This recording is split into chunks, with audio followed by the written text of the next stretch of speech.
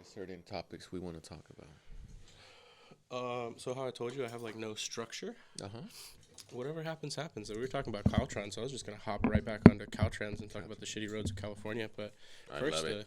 cheers and Cheers. welcome, dude. Cheers. Thank you. Nice to finally have you in, and thank you for the Moscato. It's really very good. good, It's huh? tasty. Oh yeah. Enjoyable.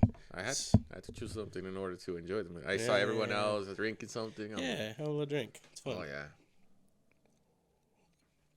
Again, that's the purpose of this, little break for us. Oh yeah. Go work hard.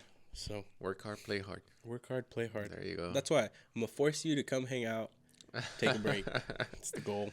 Hey, I took that nap and I was like, oh, Yeah, a little recharge, yeah. which is insane. Do you always just take 2-hour naps? Do you sleep in fucking 2-hour increments? When do you get like a full sleep? Because So before the surgery, I definitely was one of those that I had to. The body, I mean, carrying 280 pounds. I was like, I need to go and rest my feet, rest my knees. Now, not so much. You're still full of energy. How can I say this? It's amazing. But I mean, yesterday night we went to Disneyland, so I was tired. A little drained. I was, That's 2 different hours than a of normal sleep day. and working 12 hours. Sometimes Damn, you son. amaze yourself, the body, what it can do for you. yeah, Oh yeah, today I definitely wanted, and plus I knew I have a schedule. Like I gotta work tomorrow, so Yeah. I gotta be up at 4 in the morning. nice. Okay, So- we won't be in here for too long. No, We'll get yeah. a respectable time. No, and even if we are, Okay. they took my nap. I'll just count it for tomorrow. You did your 2 hours. I did You my sat- 2 hours. I'll sleep 3 more hours. That's a total of 5 hours. It's on There the you go. brain. Honestly, everything we do That's is on the true. brain. So Yep. you work for another 12. You go home, take another 2-hour nap, hang out with the family all the way Yeah. to 10, 11, watching The Rookie or Yeah. all Nice those little shows. show. Yeah. Something to take your mind off of shit. No, yeah, it's fun. It makes time go by with the family. Yeah. Uh, Dude, it's family will turn into a time warp. Well, definitely. good company will turn into a time warp. Oh yeah, Before you know it, hours go by. I seen that from previous relationships to where I'm at now. Yeah. You're like, wow, what happened? Yeah. Yesterday, for example, I'm Mhm. not a people's person. Disneyland, my lady and I were like, she asked me in the beginning, what do you think of this? Because I'd never been to Disneyland. I lived in Anaheim. First time. First time. So I've been in the United States since I was, 9? I'm 34.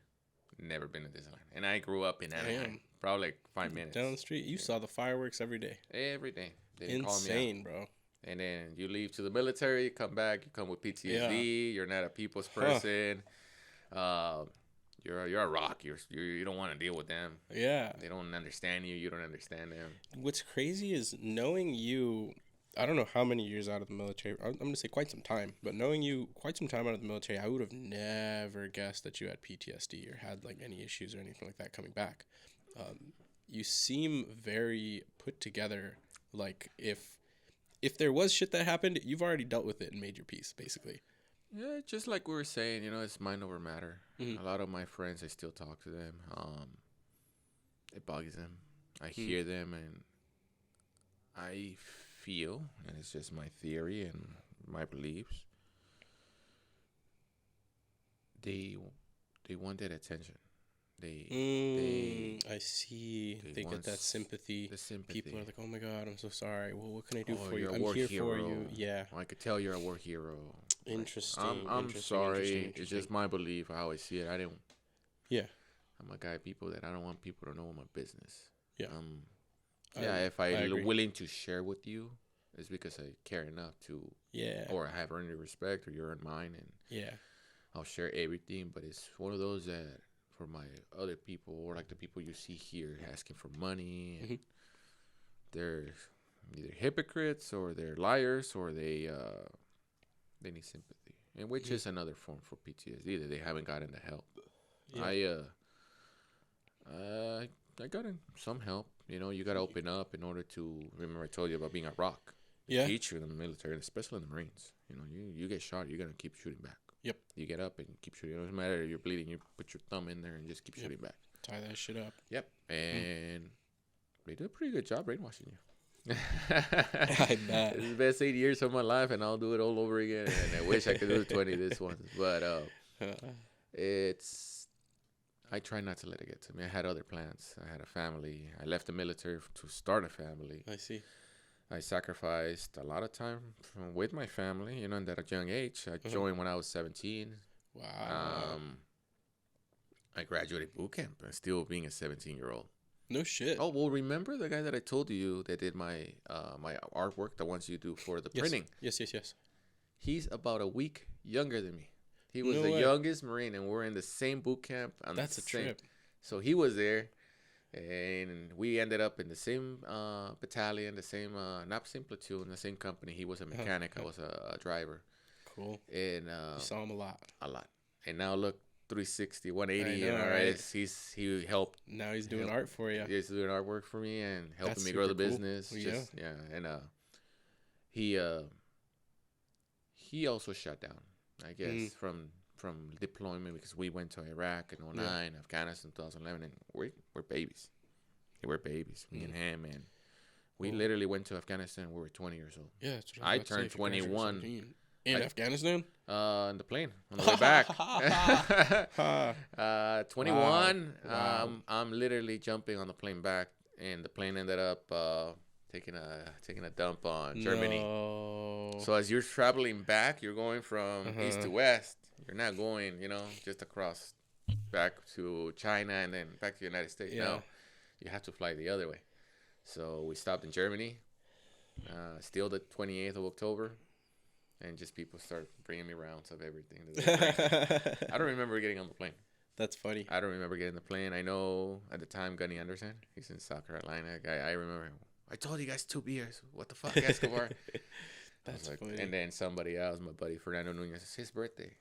He's having my drink. He brings me 2 more beers. Oh, God. He's having my drinks, too. He's having my drinks, too. And that's great. I woke up. The plane broke again in oh my God. Maine. 7 in the morning. I remember when I came to, I'm 21 years old. Never drink that bad. I mean, we drank before. Everybody will take care of young Marines, but 7 a.m.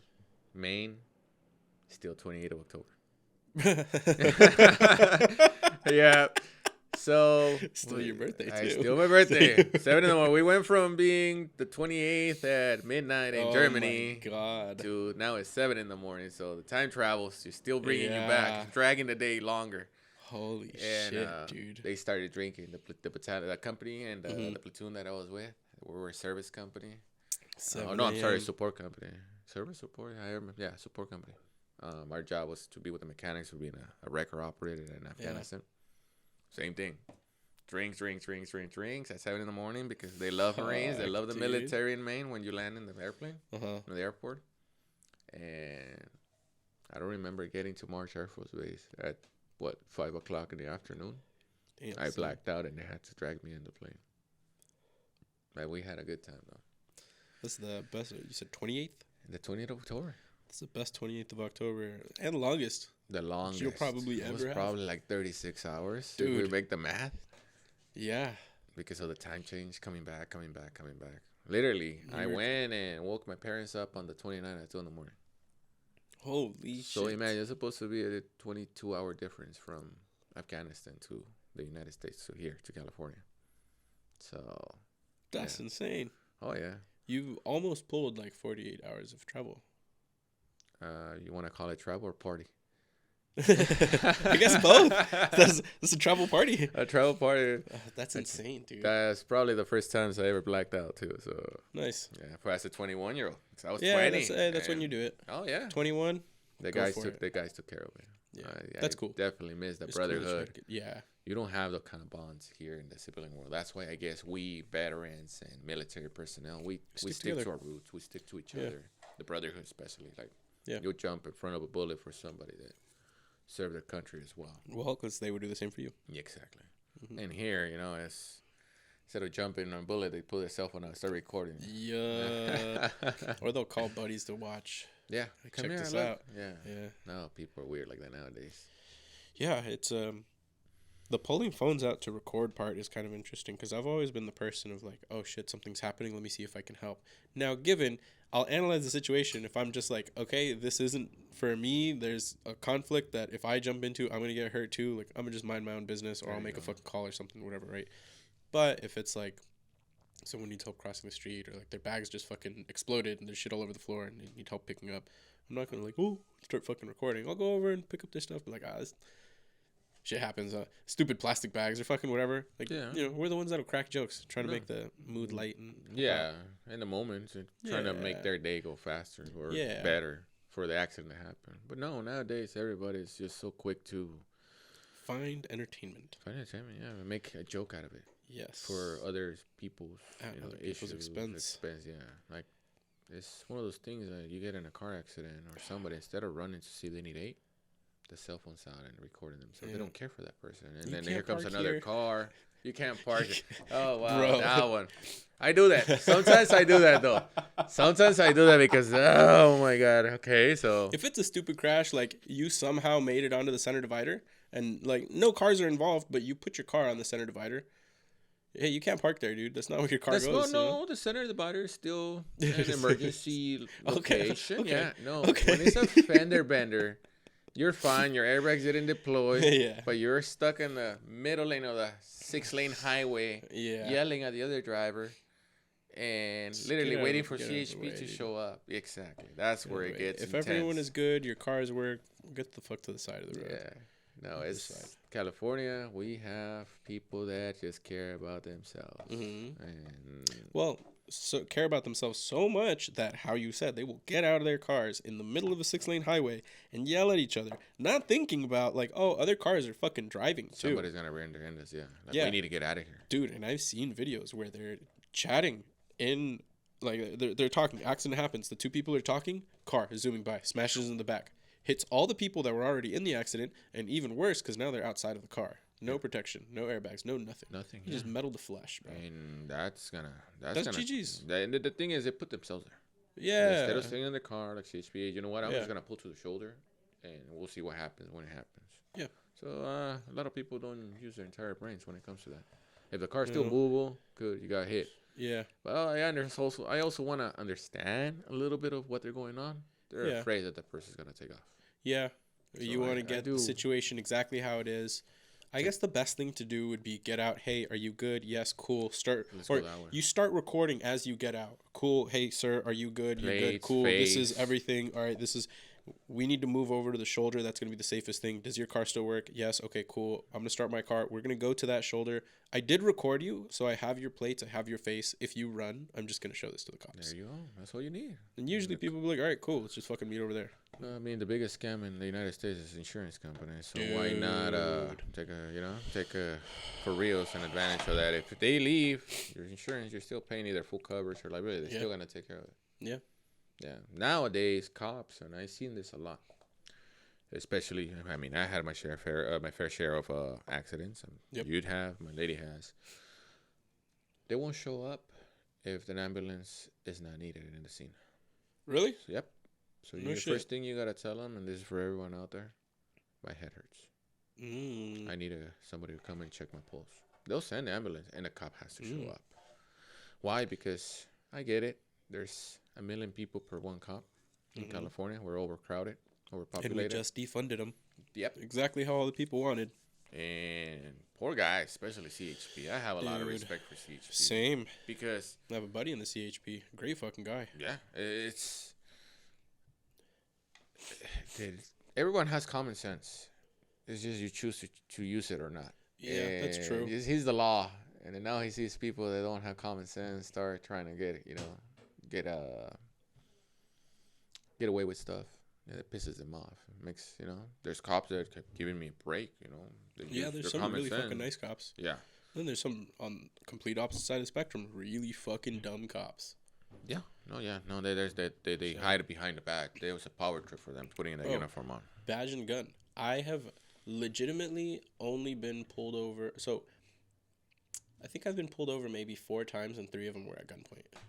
Yeah. What? I know, right? Why? Weren't you listening or something? The first time the cop thought I was following him and I was gonna shoot him down. Remember when they were following cops in Compton and just shooting him up? Poor guy. So it was around that period of time. Okay. He was, I think he was just really fucking stressed out. And at the time, we had a shop across the street from the Long Beach Town Center. off of the 605. Now, that's also where the Long Beach Sheriff Deputy Station is. Mm-hmm. So there's always cops around there. There's a cop coming down the street. I turned right out of the parking lot. Not thinking like, oh, I turned right behind a cop. Let me make sure that I don't fucking stay behind him. Right. So we go all the way straight. I stayed in the right. He was in the right lane. I stayed in the right lane because I was going to go right. Make it to the street. He goes right in front of me. I go right because I'm going right. Yeah, of course. He went in the right lane. I went in the right lane. I'm going to go right again at the later on. And I'm not going to zoom past him because then, fucking pull me over, write me a ticket. That's what he wanted you to do. Maybe. That's what he wanted you to do. I'm gonna make sure that he's not following me, but you still continue to follow. Not knowing that. Yeah, that's true, actually. We make it all the way to this next light. The one right here at the corner, actually. Okay. He turns right.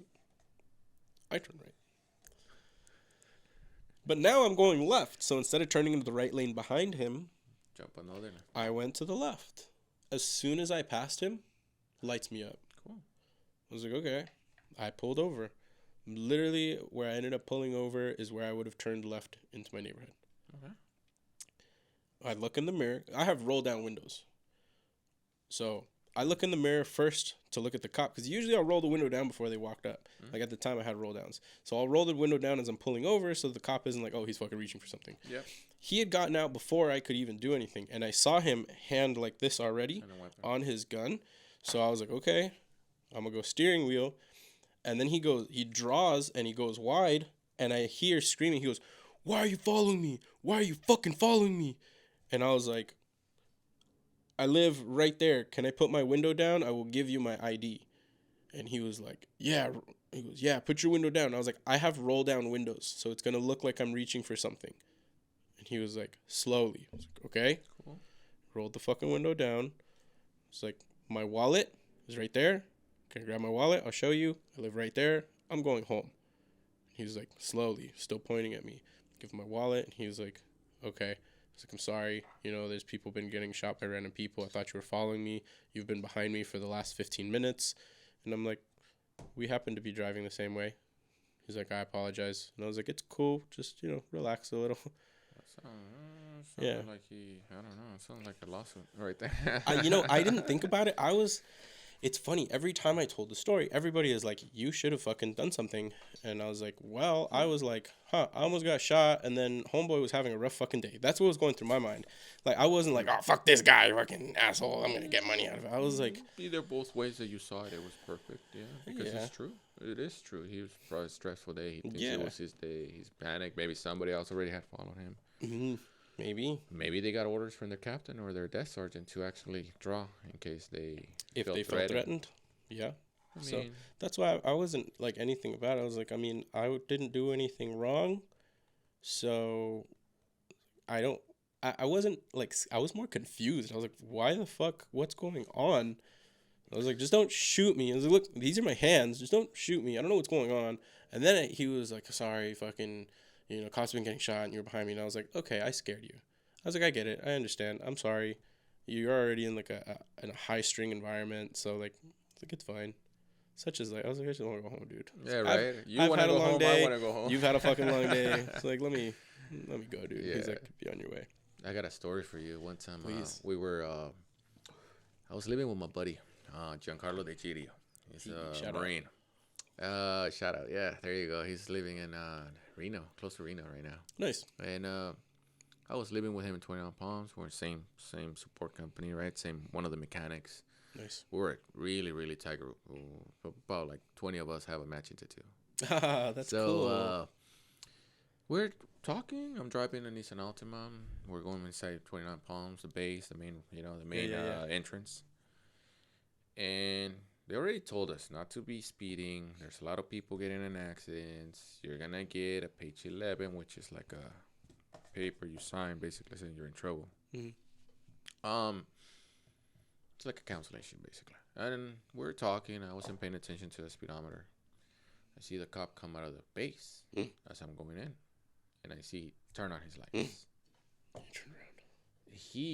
I had already pulled to the shoulder. I looked down, 62. I already had pulled to the shoulder, slowed down.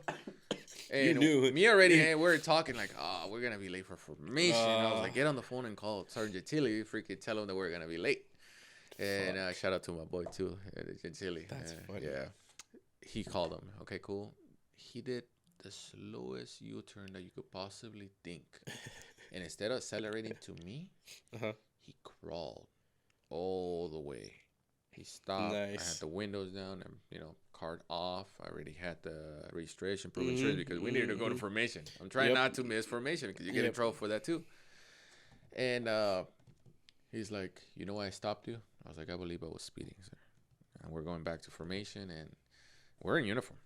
He's like, okay. Is there anything you want to tell me? Is there anything in the car that I should know about? I was like, no, everything's good. Can I check your car? Definitely.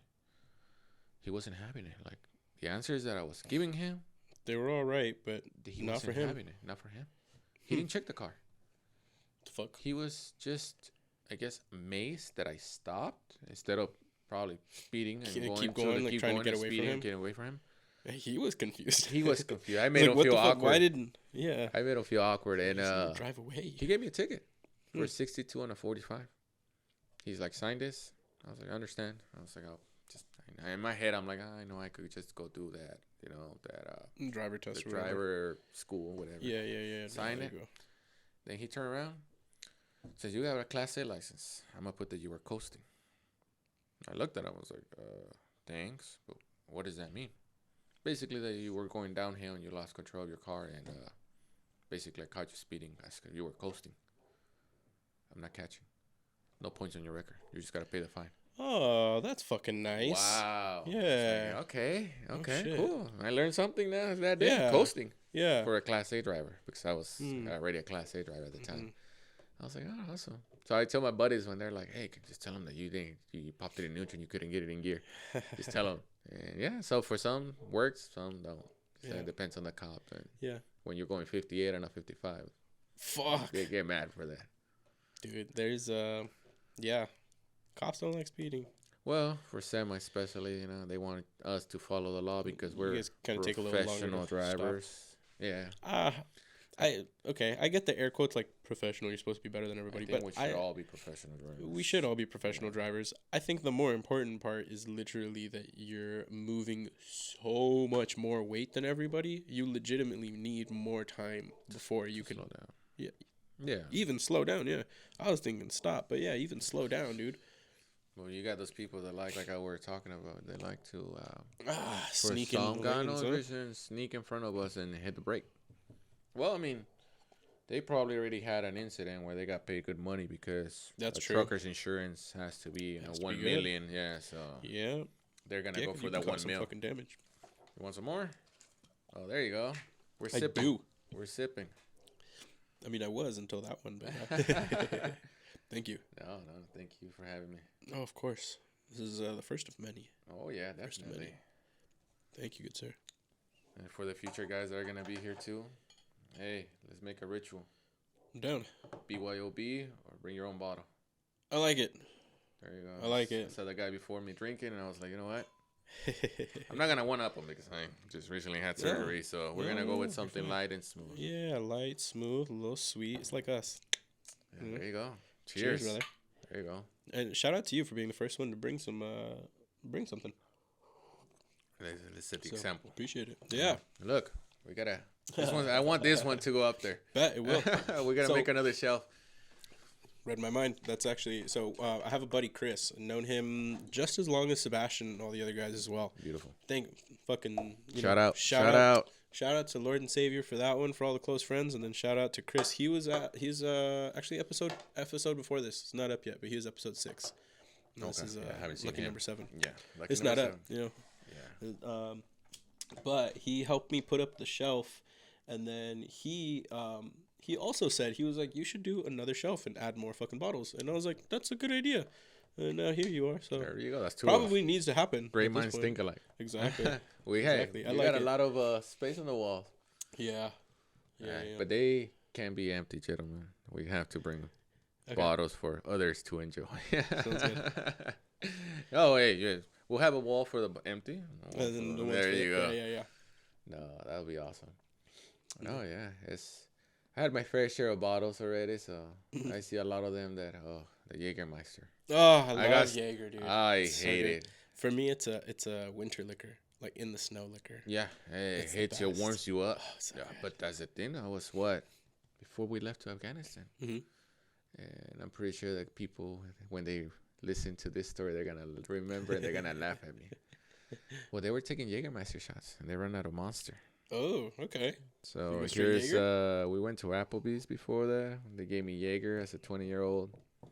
Let's just say that I don't remember what happened. Okay. I clogged their toilet, I guess, when I went to puke. Damn, you clogged their toilet from puking? No. Oh, okay. I was half passing out, half not. I guess by accident I hit something and I landed inside the toilet. Oh. Toothpaste. Tube. Okay. I puked. I puked the Applebee's. Ah. Went to flush. It went away. But Okay. I guess the tube got clogged in the way. Oh, I see. That was embarrassing.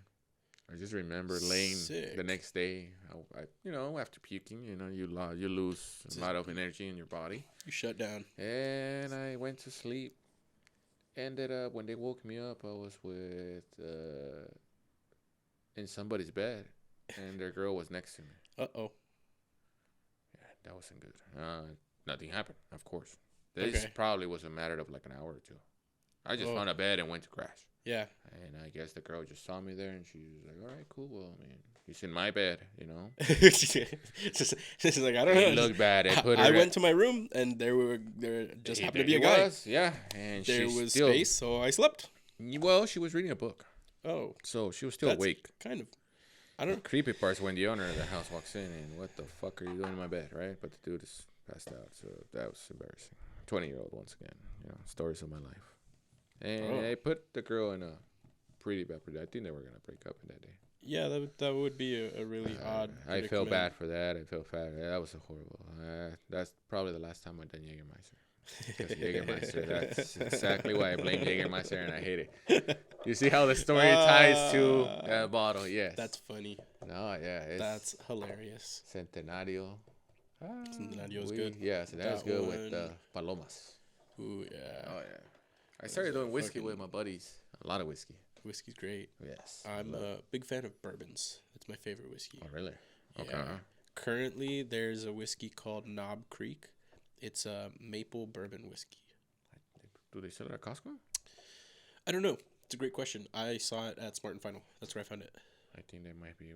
I think I know what the bottle looks like. It's like square, tall square. Mm-hmm. It's good. Oh, yeah. I like the honey whiskey. My buddies introduced me to the Jack. The Jack. Jack honey. I used to. I can't drink it anymore because of the surgery. The surgery, and the doc. He asked me, "What is it you like drinking?" I was like, "Whiskey. I love whiskey. It just gets me there because beer at the time. I mean, I was 280. Yeah. I'll drink a 6-pack, and I feel like I'm 320. Yeah, you expand so much. I wouldn't get any buzz. Mm-hmm. So my body was used to the weight. The alcohol wasn't making anything other than expand me. I traded the beer, for whiskey. So now my buddies had me drinking Canada Dry, lime, and a honey whiskey with a little bit of mint. Nice. And now you're smooth sailing for a while, watching UFC fights every Saturday. Nice. You made it. That's great. So I got into mixology for a little bit. Nice. So people do ask me to make them make them a little something. Yeah, make us a little something. That's cool. Yeah. So personally, I like to do that instead of having beers. The only time where I'll like have beers is if I find myself at a brewery, because I don't seek out breweries. But if I find myself at different kind of beers, though. Exactly. Yeah, there you go. It's not just like classic off of the shelf. You're getting artisanal crafted beers. Yes. And they're unique. The blondes. Blondes are I got nice. something for blondes. That's funny. We're talking about beers. Yeah. No. Okay. You're only looking for the blondes. I don't want my lady seeing this and then That's funny. Go with your blonde. I know, right? Yeah. So defensive and so fast. I knew you had another girl. There you go. No. She ain't like that. Yeah, she ain't like that. No, she seems very cool. Yeah, she just gives me the Yeah, the blonde. Funny. Yeah, I'm not sharing with nobody. Yeah. Okay. That's nice. That's sweet. That's beautiful. Yeah. Personally, I like that. I think it's that when it's there's like that slight bit of possessiveness. It's like it's cute. It's sexy. Yeah. Sexy. Yeah. It's it can't be too romantic. much, as then it goes crazy. But yeah, like the right touch is nice. You know? I mean, at the same time you learn how to respect each other in a way of like, I know when it's bugging her, or we're playing. Yeah. We always played around like that, and there's a difference in the intonation of like, this is a serious matter, or like we're having fun right now. Yeah. Let me go back to this. All right. So I was 20 in Afghanistan, right? Yeah. When I met my lady, I was 22. Okay. Not far away. I was a Marine recruiter. No shit. Yeah. She was 17. Okay. Nothing happened because in the military, they tell you when you're a recruiter, 17 will give you 20. They installed it and drilled it to the bone. Yeah. And, I mean, there was some kind of attraction. I'm 22, 17. There's some, puppy love, it's young, dumb. But at the same time, I'm like, I was having trouble with the previous relationship, which I was married at the time. I was separated. So, all the burritos over there, the head's still alive. It is. I was going to grab it so I could clean my nose, but that shit's fucking weak. There's more over here. Sorry. Look. Oh, it's over there you go. Thank you. Yep. Thank you. Sorry. No Okay, worries. so puppy love, 17. Yeah. 17, we didn't talk to each other for 7 years. And it looked like we picked up right where we left off. And here we are. This is Wendy. Yeah. What the fuck? She was young. And Holy shit. I was. Holy shit. Yeah. I didn't fucking know that. Yeah, I knew her. Yo, when I got a preface for audience, but when I met you was through soccer. Yeah. I thought that the way that you were introduced to me, not even like it's happened to me so many times. The way that you were introduced to me was, Wendy just met this dude. So I was like, oh, okay, cool. There's a new guy that's coming into the fucking group. I didn't know that like she had known you already for fucking years. That's insane. Well, if you think about it, me and Wendy talk about this a lot. She's supposed to be the mother of my other children. If we, yes and no. We would have stayed in contact. If we would have stayed in contact. Why? Because that relationship, oh boy, that's something I don't even want my kids to hear. But okay, you don't have super to go toxic, controlling, narcissistic. It's great. Yeah, it's always nice to have one of those. Remedy for disaster. Teaches you a lot. But yes, you said it right there.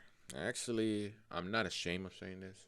I got sent to domestic violence classes twice. Damn, son. For the same thing, not because multiple incidents. Mm-hmm. The first one was because of a criminal offense. Thank the Lord that Bellflower, City of Bellflower, had a program for military veterans where you go do what they tell you to do, and it's not even an expungement.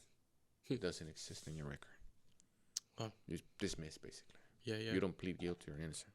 So I did that, 2 years probation, passed it, dismissed. Cool. Ended up getting back with the chick again. Didn't work out. It never works out. Yeah. And she left. And I already did 1 class of domestic violence. You never get in front of a door for a female or anybody that's trying to leave because it's you're obstructing their path and almost like kidnapping, basically. Kidnapping, yes, sir. So what happened? No, please go. Don't let the door hit you on the way out, right? I'm gonna take the kids and this and that, trying to scare you. Go ahead, take them. They gotta be with mom. Yeah. There was no resistance. Well, she told the detective that I grabbed her by the hair, tossed her out. Come on. That she tried to come back to the house and I changed the locks, which I did. Because the first time she took everything. Damn. She fucking just bled you dry. Yeah. Everything. The money that I had, that I didn't even know how she found, she took it. Whatever. Yeah. That was when I was like, you know what, this is it. That's the game over. I'm done. I'm not even try. Yeah. Want some water? Yeah, I'll take you some water. There you go. Thank you. Yeah, thank you. And Ariana Grande. Yeah. Yeah, freaking now that's family law, right? I went through criminal law. They dismissed it. Family law is different. So they try to give me the double jeopardy. They go, spending another 10 grand on a lawyer for the same reason, and I'm over here fighting, and he hits me with a, have you ever laid hands on your significant other? I was like, I don't know how to answer that. It's a yes or no question. I already paid my dues. You're trying to give me a double jeopardy. So we called for recess. My lawyer was like, hey, he already paid. Nope, that's for criminal. You have to pay for family. So I had to go back to another year of domestic violence class. Basically a refresher, a retouch of what we already knew. You went back and the person running the class was like, again? I thought you were not coming back, Escobar. Yeah, I thought you were not coming back. I was like, well, family law. Yeah, I told him. He started laughing. Jack. That's nice. The instructor, Jack. Cause I promised. That was a promise. You don't try to go back to that class. Yeah. It's free for veterans. But I was actually excited of going back to the class. Yeah. Because the class is no longer existent. It's disbanded.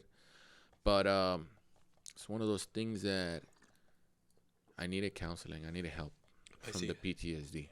I see. And being with a bunch of 20 other veterans that have gotten through the same problems that we had kind of brings you back, puts your feet down in the ground, and it was helping me use it instead of a counseling session, instead of a little slap on the wrist session where you think you need to be there, but you actually want to be there. Mm-hmm. And I was excited when I went back. And they always allowed us to actually go back and be an alumni for the class and share your experience with the district. Yeah, That's really cool. It wasn't a punishment. It didn't feel like a punishment. When they sent me the second time, I was, you got to put 2 hours away from your day, wake up early to be there on 7. But it was needed. Like I told you, they make us into a rock in the military. Mm-hmm. You don't know how to stop being a rock. Yeah. You want to be a teddy bear. Yeah. You don't know how to be a teddy bear. You're still a rock. Even when you leave the military, there's no class to teach you how to not be a rock anymore. Exactly. So you have feelings. Mm-hmm. Like for my I have an oldest daughter. She's 11. I have a 9-year-old. He's about to be 10. And a 5-year-old. He's turning 6 this Sunday. Cute. I didn't cry when they were born. I had no feeling. I was okay. Mm-hmm. The doctors would tell me, "Don't look, you're gonna pass out, and we can't help you." And you were like, "Yep." What are you talking about? I saw dead bodies in Afghanistan, dude. Yeah. What? Fuck. Tell me. Saw worse than dead bodies. Yeah. You see, pieces of human. Piece of human, camel That's dead. That's wild, dude. You see my God. Their religion getting involved in their beliefs. You've seen somebody get blown up, huh? Like. Blown up like that. No, it was mostly the military vehicles. That's still because remember I told you it was a wrecker. So you are the one time I did pick up a vehicle and something red came out of the bottom. So that scared me, and that was like the first month that I was in Afghanistan. Oh shit! I asked the guys what happened to this truck. That was the chaplain. He passed away. The chaplain. I was like, what was he doing in a convoy? And the chaplain. Chaplain's supposed to be on base. Yeah. I guess they were traveling from base to base, spreading the word of God. And God called him. He didn't make it back. So when I saw that red was blood. I guess either he wasn't wearing his seatbelt, or he wasn't wearing the flak and Kevlar they gave us.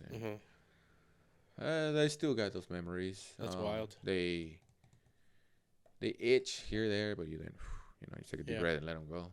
But then there was another story.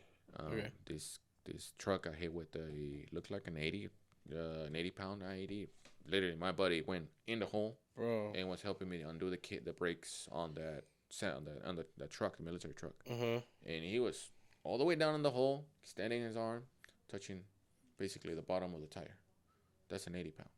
Yo. So you're afraid of opening the back doors to see what happened in there. Everything's a mess. You think you're gonna see blood. People attempt to die after 60 to 80 pounds IED. Yeah. Nobody was there. There was no blood. Everything was a mess. I guess the truck, when it blew up, it went like this, and it landed on the hole back again. Because they will offset they will use pressure plates. So they'll put the pressure plate about 10 feet forward in front of the front axle. So that's how they'll get. Oh, sorry. They'll blow up the. Well, scared the shit out of me. I ain't even gonna lie to you, bro. I was so deep in like imagining being in that fucking car, and you're going front axle passes, GG's, and you're looking at the sky. That's fucking really goddamn smart that they put the plate 10 feet in front. Well, how many? Yeah, I mean we've been fighting that war. Middle of the fucking car. Yeah. So that's why they started inventing the V-shaped hulls on the military vehicles, because all the Humvees that were flat. What would they do? They lift like 10, 15 feet off the ground and come back and, flip over. So the V is to divert the explosion out and have the vehicle last a little longer to get rebuilt. And yeah. And, that 80-pounder, like I was saying, went and picked it up. I couldn't get it out of the hole. There was like 3 trucks pulling me to get it out of the hole. The front axle, the engine was about 50 yards to the right. The hood was like 50 yards to the left. And we have a video. Gosh. We actually have a video on YouTube that my buddy Fernandez, Andrew Fernandez, he made for us. So I'll send you the link later so you can see what we did in Afghanistan. It's like 33 minutes long. Jesus, dude. Yeah, it's so I took that truck back. I thought I was supposed to take it back to our motor pool to get repaired, because that's also what we did. No, I took it back to the FOB, the forward operating base. That's what we call it. Then I see people in shorts, long beards like us right now walking to it, starting to open the door. Like, what are you guys doing? Right? But I mean, I know they're military guys that they haven't shaved because they don't have anything in their fob. Yeah. So they're like, yeah, we're just getting our stuff out. This was you guys? Yeah. What happened to the truck? Oh, we had an IED. Like nothing. They were just telling me like they were bragging about it. Yeah. I was like, is everyone safe? Did everyone make it? Yeah, everyone made it. It's fucking another Tuesday, dude. Like, it's Tuesday. It's just Tuesday. Let me get my shit. I got somewhere to go. Yeah. Nah, dude. That's how bad of a rock they used to make us. And me, I was like, oh, wow, this is bad. This is going to affect us later on. I'm 20 years old. 20 years old, remember that. Yeah. And you look at everything, and then you're getting out of the vehicle, trying to pick up trucks that are blown up. And you got snipers still. Some of the snipers that you don't see on top of a mountain, and they're telling you, hey, there's snipers here, I'm like, oh, man, here we go. There's and more. They don't give a fuck that you're just a driver, fucking machine operator. The part of the plan of blowing that vehicle up is so they could surprise us and suppress fire towards us and kill as many as they can. Yeah. I mean, no matter what your job is, they just fucking want to kill you. When I went to Iraq, I tell this to everybody. I went on overpaid vacation. I actually got to go to Qatar. Oh, nice. My job was to support the base.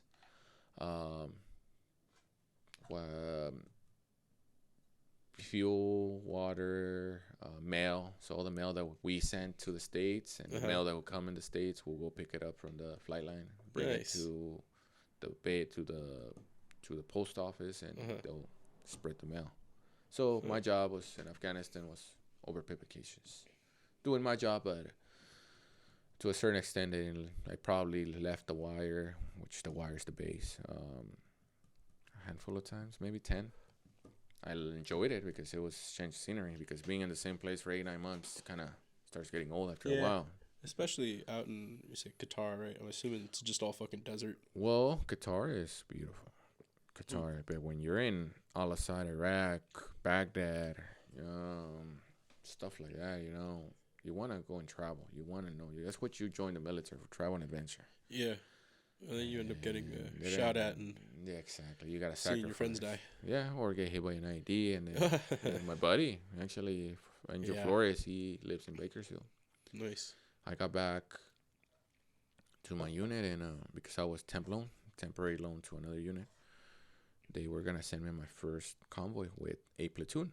Okay. So we are a support company. We support motor transportation, right? Mechanic, truck driver, which is the wrecker, with the rest of the truck drivers. You're basically going back to your roots. Yeah. So the people that deploy to Iraq with is in Afghanistan. Sick.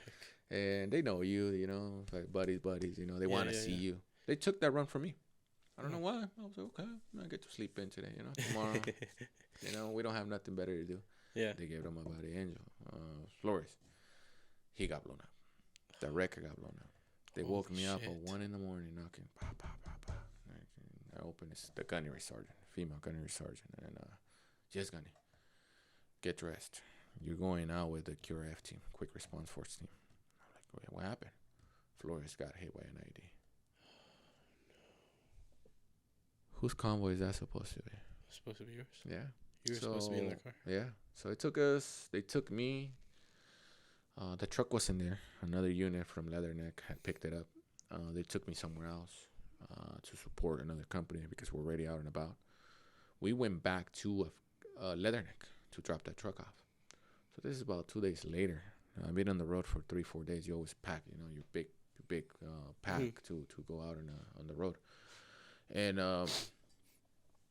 I'm sleeping on a tent that they gave me by myself on a cot. And somebody just stops me in the shoulder. It's like 5 o'clock in the afternoon. I'm like, oh, somebody's waking me up to go eat dinner or something. Yeah. I open my eyes and it's Flores looking at me. Oh, no shit. Escobar. I got blown the fuck up. I was like, dude.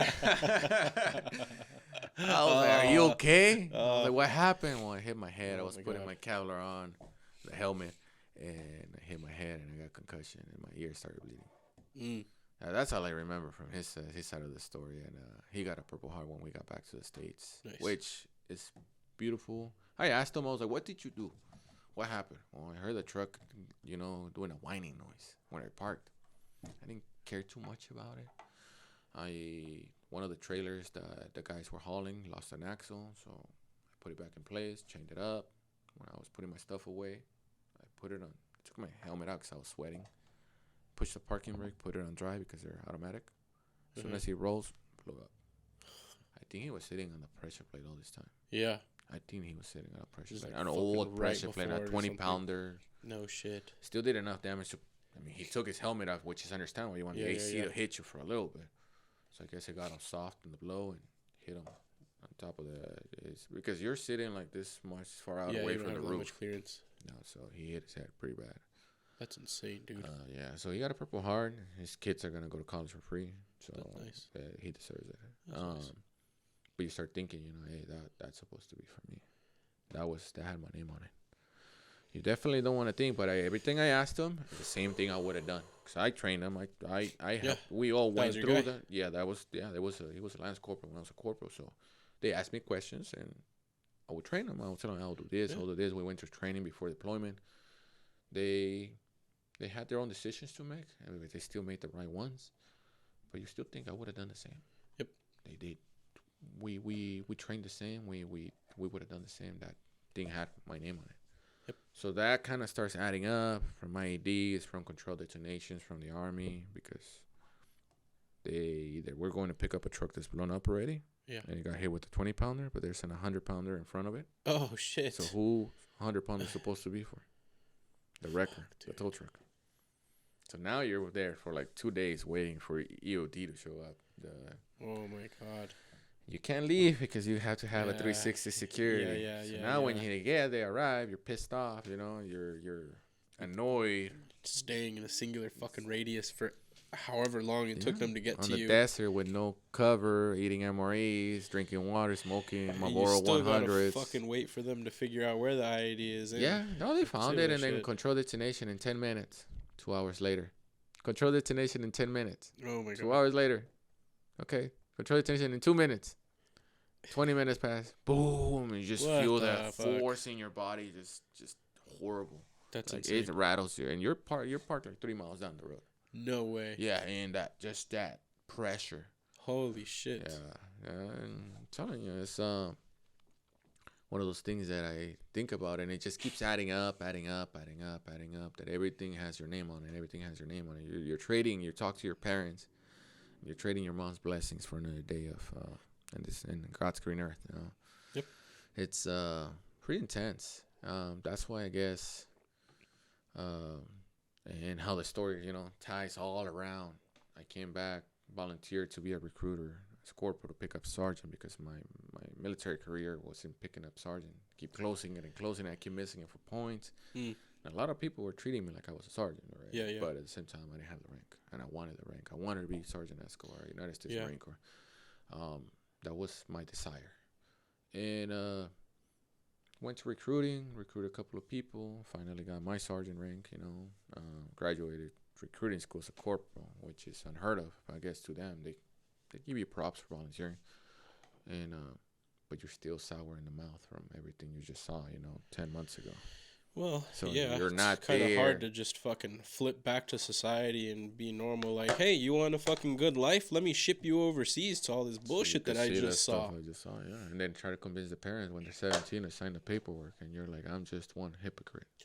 I'm the biggest hypocrite wearing this uniform right now. And once again, you have to be a double face, a two face. Yeah. And you hate your life because of it. And that has a lot of problems. I'm pretty sure that's the reason why a lot of military members end up being divorced, because they have to put 10 masks and they forget which mask to wear when they get home. And now you have the mask from being a recruiter. That's so interesting. They don't teach you. They don't fail. We have to adapt and overcome. That's what Marines are known for. Adapt and overcome. Mm-hmm. When you put you here, you're going to learn. They put you to cook, you're going to learn. You'll figure it out. You'll figure it out. That's what makes us versatile and deadly. Yeah. And on figuring it out, how'd you land in moving heavy machinery for the military? How'd you become a wrecker? That was volunteering. Huh. Actually, I it was one of those. I just wanted to have every skill. So you go for the basic, the Hummers and the 7 tons. Okay. Then when the LBS class, which is logistic vehicle system, yeah, it's a extra class. You have to stay in Missouri for 3 more months. I see. It was one of those that you raise your hand and volunteer. I volunteer because it's a truck driver, big. Remember, I'm 18 years old. Nobody's gonna let you drive a big semi. That's true. So now here's the United States of America that says you want to drive these big old trucks. These taxes that your daddy paid, you're gonna get to drive them and enjoy them. Cool. Yeah. And you don't have to pay fuel. So volunteer. It's cool. I did my job in Iraq doing that, the whole logistic vehicle systems, which they could carry more weight. When I got back from Iraq, I volunteered to be a refueler. So basically, I could go refuel the C-130s, the C-5s, the Black Hawks. I went to school. They shipped me out to Missouri. They sent me back within 2 weeks. I didn't have a credit card. Basically, they sent me as a last-minute replacement for somebody else. Oh, no shit. I was so pissed. They sent me back. They didn't complete the class. I took one test, passed it, aced it. I told the instructors, please, I want to do this. Let me be. Nope. Super mad at the United States Marine Corps, super mad at my leadership, super mad at everyone in the world, As a 19-year-old kid. Yeah, it doesn't make sense that they didn't let you, especially if you were passing tests. In Iraq, there was this Corporal Romero. I will never forget his name. He was from New Mexico. We're bored. Remember I told you my job was to support the base and just chill there. He actually would take me under his wing as a Lance Corporal because I had respect for everybody. Always Corporal, Lance Corporal, Sergeant, always. You refer to you as whatever your title is. Yeah, exactly. That's how it's supposed to be. Mm-hmm. There's no buddies. You give them the respect and you earn the respect. He would actually take me under his wing and tell me what to do. And I found being a wrecker, a tow truck driver, was pretty fun. Everyone depends on you. I see him, how he was a hardworking individual. He'll leave for days. He wouldn't come back. He'll come back and he'll be dirty, and I was like, I want to do that. I want to. He knows more, and he was a mechanic. He wasn't an operator. Oh, no he shit. was a mechanic, but he had the driver's license to operate. Yeah. And I guess at the time, my staff sergeant, which he's a master gun, he's still in the United States Marine Corps, Master Gunner Sergeant Mendoza. When he saw me back from refueler's course, he saw that I was pissed. He's like, that wasn't for you.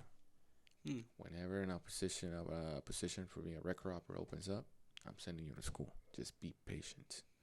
Patient, young buck. Patient, Escobar. I hate it. A 19-year-old being patient. When that's unheard of, right? Yeah. You know what's funny? That's when fucking late teens to early 20s is when I've found most people learn true patience.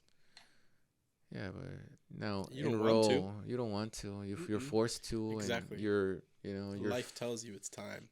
Yeah, you're full of hate. You're full of everything. You think the world's out there to get you. It's against me. It's against me. It's not meant to be. You don't think happening right. You don't think that God has a plan. You don't think about the man right there on the spot. Stop thinking that there's a God sometimes. Yes, definitely, because then the stuff that you see. Mm-hmm. Okay, I'm here on my own. I'm here on my own right now. How could there be a God, right? How could there be a God after seeing all that stuff? I was more pissed off about the religion part than my belief. What do you mean? I always believe I was gonna take a sip of this one. I'll join you. Mm-hmm. I always believe that there's a man up there. There's no doubt there is somebody out there looking over you, and there's the religion. I always tell that to my buddy Roy. He is a truck driver. Chino's Trucking, his company. Oh, very cool. Shout out. Yeah, shout out to him. I love that man. He, he always talks about the Bible. He makes you understand the Bible. And we have the same beliefs where, you don't have to go choose a religion. Mm-hmm. You believe that there's a God, and you preach the word. The Bible he left us is basically our study book, our study handout. Yeah. And you pick, not everything's going to hit you, but most of the time you're going to learn something that affects you in your life. Well, you share that with somebody else, and they're going to be like, oh, yeah, that hit me too. So two becomes the church. When there's more than one, two become the church. So there's no religion. You might believe that there's, I got brought up Catholic. You probably got brought Catholic. And we have a friend of mine got brought up Christian. We don't talk about the religion, but we might have the same belief that there's somebody out there. So for that, I never lost that belief. It's just when you're fighting a war that is on fuel, on petroleum, and on religion, it gets annoying pretty fast. I bet. So, no, for me understanding, I kept my belief. My mom, I always traded my mom's blessings and my mom's, prayers for another day in life. That's how I saw it. Every time before leaving the wire, which was the base, they park you in front of the exit for like 10, 15 minutes to do your last checkouts. I'll get out. I'll close my eyes and I'll trade you one of my mom's, prayers for another day of life. Let's do that, At the same time, the way that I got brought up, I'm going to share this and I might get emotional, but I think a lot of people might resonate, yeah. Thank you. My dad, I know when we have kids, they don't come out with a study guide, how to No, they don't. You don't Each know. kid is fucking different too. Yeah.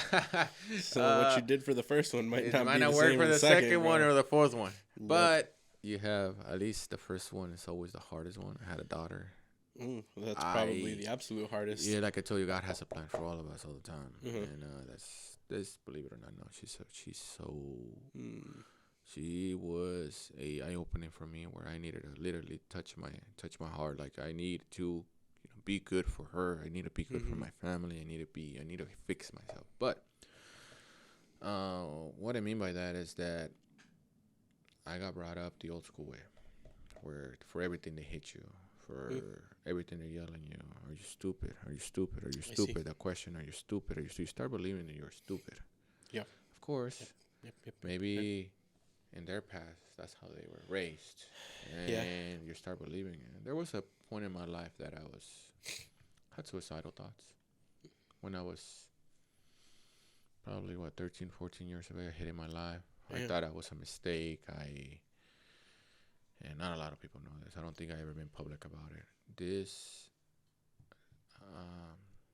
I joined the military, not thinking that I was just gonna be a war hero, and I was gonna be remembered for my bravery. Yeah. I never had a plan that I was gonna survive. I don't know why. I always wanted to be a truck driver. I know that. So I did. I was like, hey, if maybe this is my way of going out, and my God has a plan for me, at least I'm gonna go out in a way of doing what I want to do. Yeah. So every time I knew that my daughter wasn't born. I'm sorry. My mom always wanted to pray. She wanted to see me. And Iraq was easy to call them every day. Afghanistan wasn't. It was once a week or maybe once a month. Damn. It kind of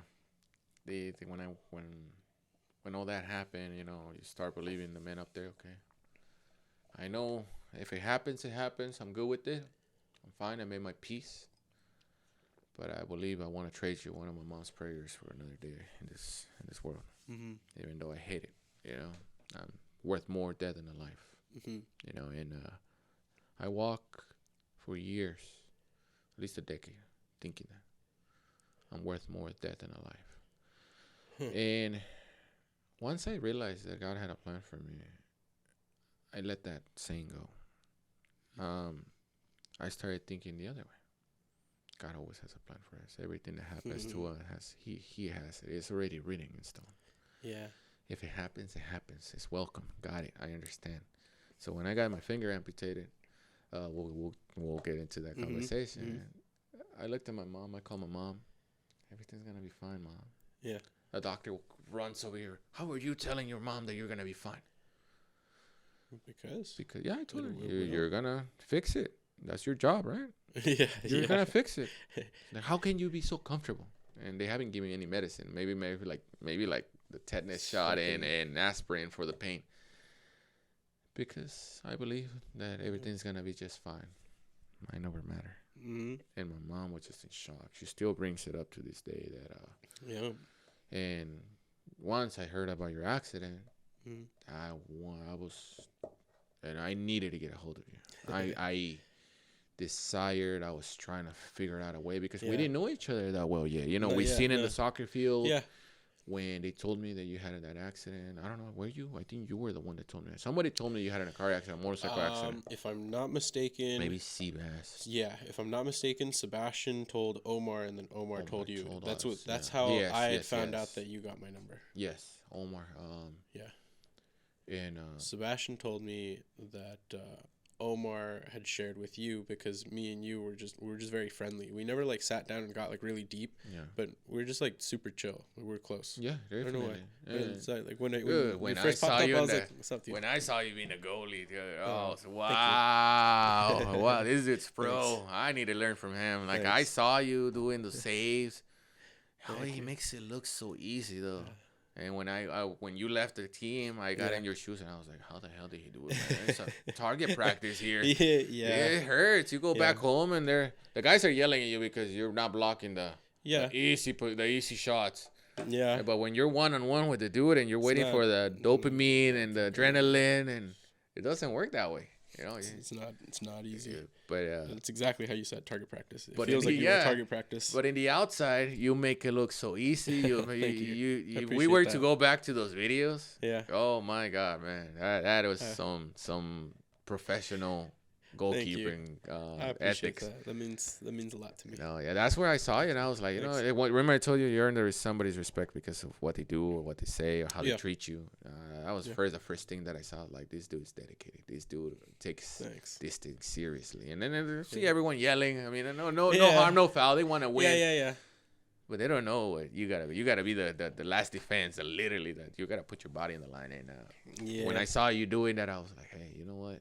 You see something in somebody that we're the same. We got something here. We got something. And when I found out that you had your accident, I was like, we talked for a little bit. I remember I still got the messages, and I was like, let me share whatever I can with him. Yeah, I was so grateful. It was perfect timing when you reached out, because it was literally that day. I had found out that I wasn't on the proper pain management. I was supposed to get a self-administering button.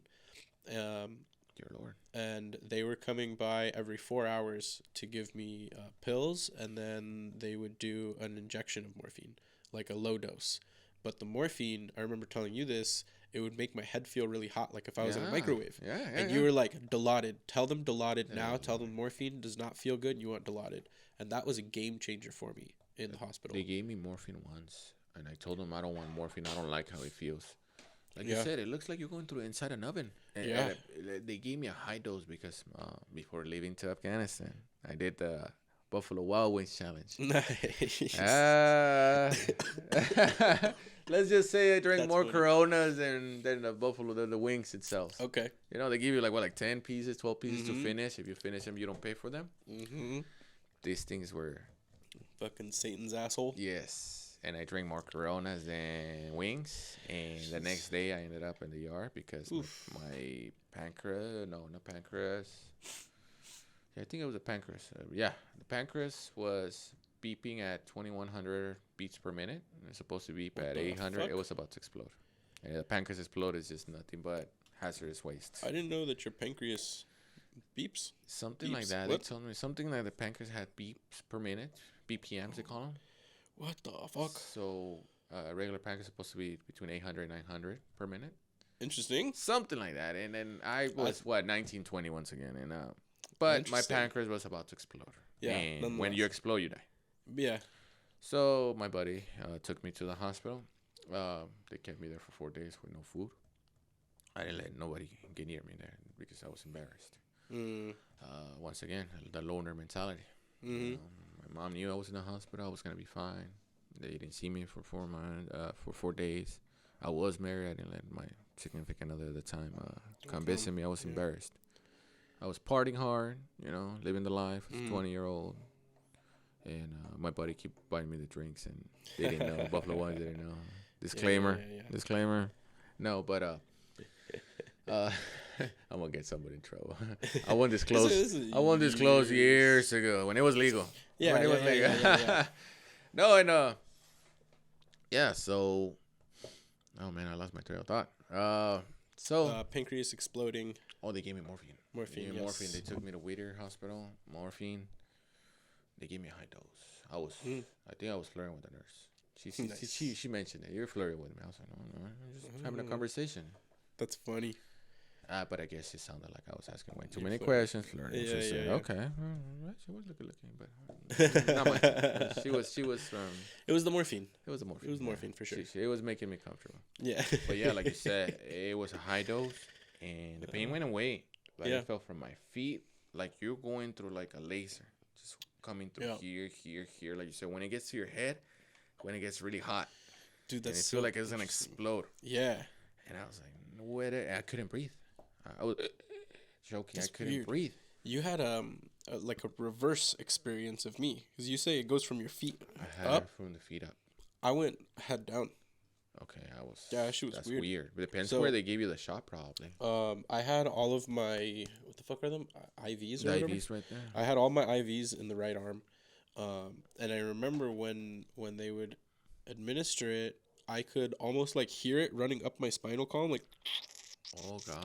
And then my head would get really hot, and it would kind of level out, and then it would feel like TV static from the top, like tippity top of my head all the way down to my toes. And as the TV static went through my body, sensation where the TV static was just non-existent.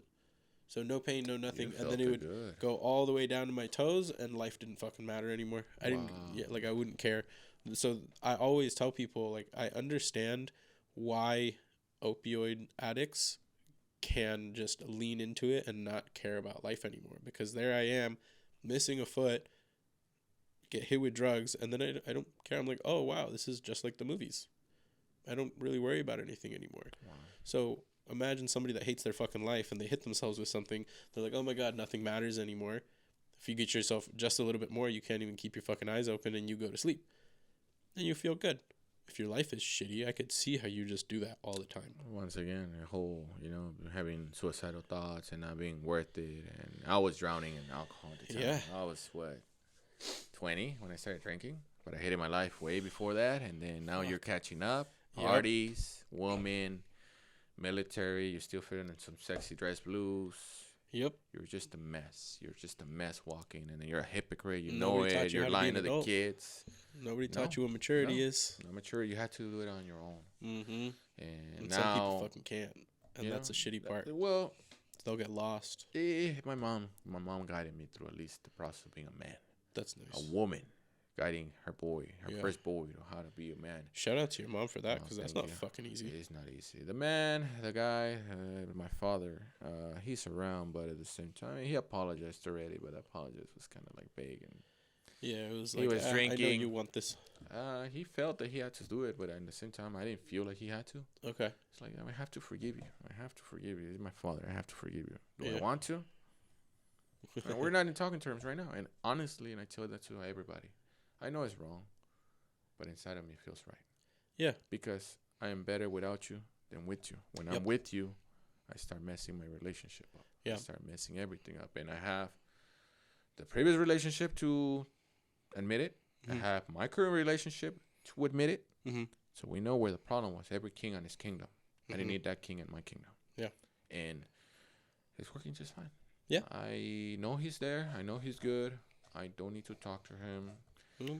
I know I have to make peace with him if I want to get his blessing on getting married, and maybe that's why I have not had in good luck, because he never showed up to the previous 2 marriages that I had. Uh-huh. So maybe this third time is a charm kind of deal. Hopefully, maybe if the future's right and the stars and the moon align, I might have to go talk to him and be like, you know what, I don't know, you don't like me, I don't like you.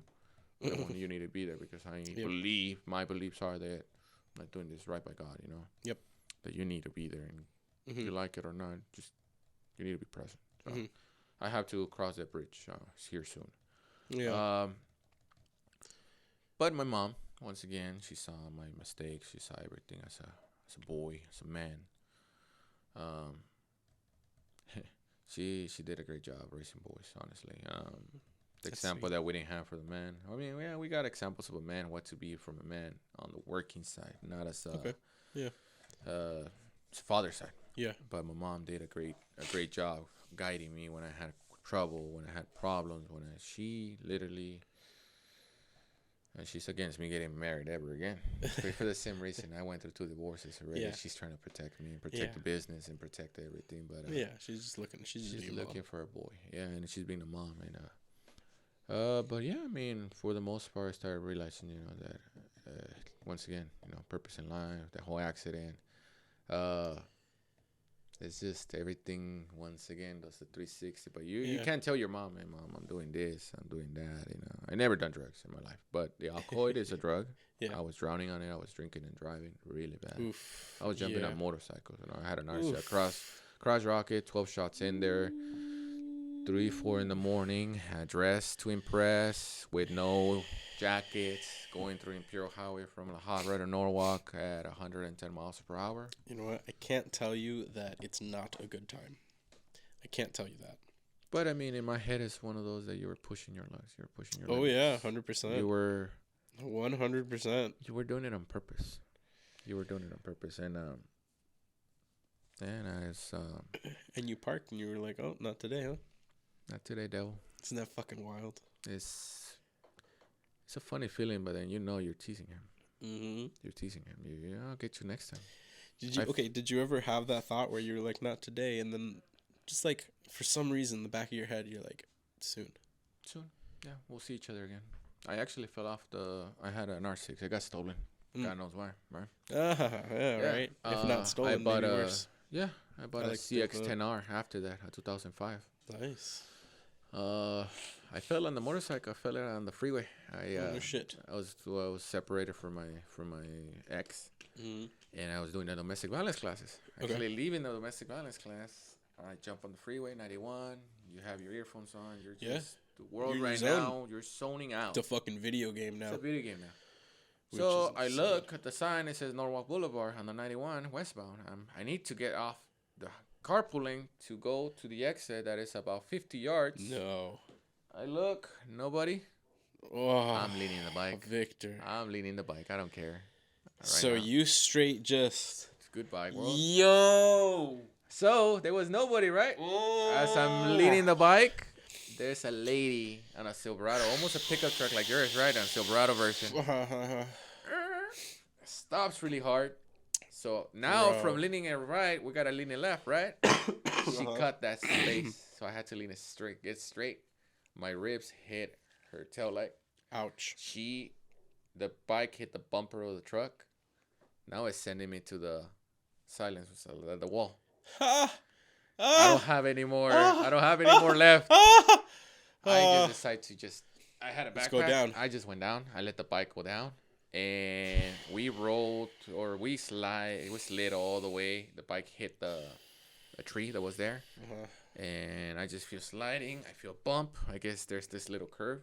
And there's mulch right there. Every time I pass, I see the tree right there. Fuck, dude. The bike was still running. The only thing that got messed up was... Back tires just going? Yeah.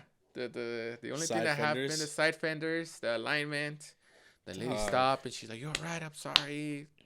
She was at fault, but at the same time, I just didn't give a damn about the world. I got up when I was like this because I grabbed the backpack, and I just let it hit. I was expecting something broken, right? Yeah. Adrenaline. Broken or lights out. Yeah. I got up. I turned off the bike. I picked it up on myself. Yeah. And she pulled over. I'm sorry. It's just we're fighting, and the man's like, yeah, man, what's up with you? What happened? And I was like, well, you guys cut my distance, but at the same time, I was being a dumbass. Yeah. I went from the carpool lane trying to take the exit, and So didn't work well. Yeah. But when I was sliding, I went through my mind, this is my time. And when I got up after the fact, I said it. You couldn't even do this right. I was talking to the devil. Yeah. Once again, that's when I realized, like, it's not my time. I hate my life so much that I'm over here, doing the wrong thing. I believe there's a God. I believe, but I'm over here more playing with my luck than actually thanking him for another day. Which is really funny because a lot of people say that when you're not doing well, the devil will leave you alone. But it's when you're doing good that the devil will come to fuck with you. I believe it. It's the 100%. Easiest time to take the rug out from under your feet. Yeah. Wow. I never thought about that until right now you said it. And I was pissed off in the moment. I mean, my ribs hurt. The tail light hits. You know how when a light fogs because it blew? That's what happened to the tail light. Nothing got broken in their truck. I gave them $100 so they could fix their tail lights. That's nice. Yeah, I took my bike. I was riding it like this on Norwalk Boulevard to the house. I still rode it home. Going straight. And fixed it. Spent like $800 to fix it. The bike's still running. Somebody's just bought it from me. Funny. The bike's still right. Make sure. And then I bought the Harley. The new road light. The sofa on wheels. Yeah. Probably the bike has like. You said the cell phone on wheels? No, the sofa on wheels. Sofa on wheels. Okay, it's a couch. It's a road couch. Yeah, they are. They're road glides. Yeah. You said road glide? It's a road glide. My buddy has street glides. I didn't want to copy. I always like the shark head look. So shark nose. What do they call them? Shark head, shark nose. That's where it has the big shield in the front. Yeah. Yeah. So the fender, the bike stays stationary, but you still turn everything. And the bike's still running. Somebody just bought it off me. So that's cool. Yeah, $5,900 left. Oh, nice. Okay. I told him I fell on the bike. Yeah. Who doesn't? Yeah. But he had I guess he was telling me the story. His ex. Okay. He had the same bike, same color, everything. He showed me pictures. No shit. She grabbed a hammer and hit the oil pan. No. The bike seized, the engine ceased. So he's gonna put everything from his bike to this bike. Nice. Cool, man. Look, it had less miles than yours. So he said it rode smooth, it rode beautiful. Yeah. So just needed the engine, really. Yeah, that's all he needed. Yeah, but that works. Oh yeah. Quick question. Yeah. Off subject, off topic. Can I use the restroom? Yeah. Yeah. So I think the last topic I remember was the devil will come for you when you're doing good. Oh yeah. I know we were around there. No, it was bike. Yeah, when I fell on the bike. Yeah. Sold it. Street glide. You asked if I would ride again. Yeah. I would like to, because I really love riding and I miss the feeling of being on a bike. I know I won't be able to use a traditional shifter like a sequential. Okay. Because it's all like ankle, and my left ankle is fixed. So like to try and get the foot under the shift knob and pull up to shift up would be really difficult. I would have to like fuck with the leg, because you just like point your toe down, slide forward, pull up, shift down. It's all in the ankle. Now I don't have that on my left. Okay. So if I would have to get one of the Harleys that have the stepping shifter, where I think it's you step forward and it shifts down, and you step on the back with your heel and it'll shift up. Yeah, I would have to do one of those. I think that's the only way I'd be able to shift, like on a normal bike. Now, is there any fear behind? Because I mean, it always happens. I don't know. It always happens. When I had my hand injured, there was fear of, can I do it again? The fear of the unknown, I call it. The fear of, can I get away with it? How sensitive. The hand was super sensitive, like I told you. Yeah. You kind of have to force yourself. Yeah. So that's what I wanted to ask. And the mentality, the mindset of doing it again. Yeah. On a bicycle, I'm totally fine. Like, I've gotten on a bike with prosthetic, and I've rode on the street in the bike lane, make it to the riverbed, but also that's not motorcycle, and I haven't gotten back on a motorcycle and onto the street, so I can't tell you like for sure. how I would feel. But when I think about it, I have like more excitement and urge to want to get on the bike. So I try not to think about it a lot because I can feel if I give it enough energy, it'll become like that. I need to do it. Yeah, like that little fucking poke. Like I want to get back on a fucking bike. So I lean into the. I had hit my 5 years on a bike as a daily driver mark. I got hit, so I did 5 years on a bike. Beautiful. I lived my time. Now it's just more convenient and easier for me to be in my truck. And I very much enjoy my truck. Yeah. So I just, I lean into that, the comfort. I was on a bike for 5 years. I lived that life. I lived out of a backpack for 5 years. Not like literally where I pulled out, but everywhere I went, I needed to make sure that I could. It was never like let me run to my car real quick. I left something in there. It was if I left the house and it wasn't in my bag, I'm fucked, or I have to buy it. Yeah. So a little more. Pretty good at it. And now it got so to the point that I still live out of that bag.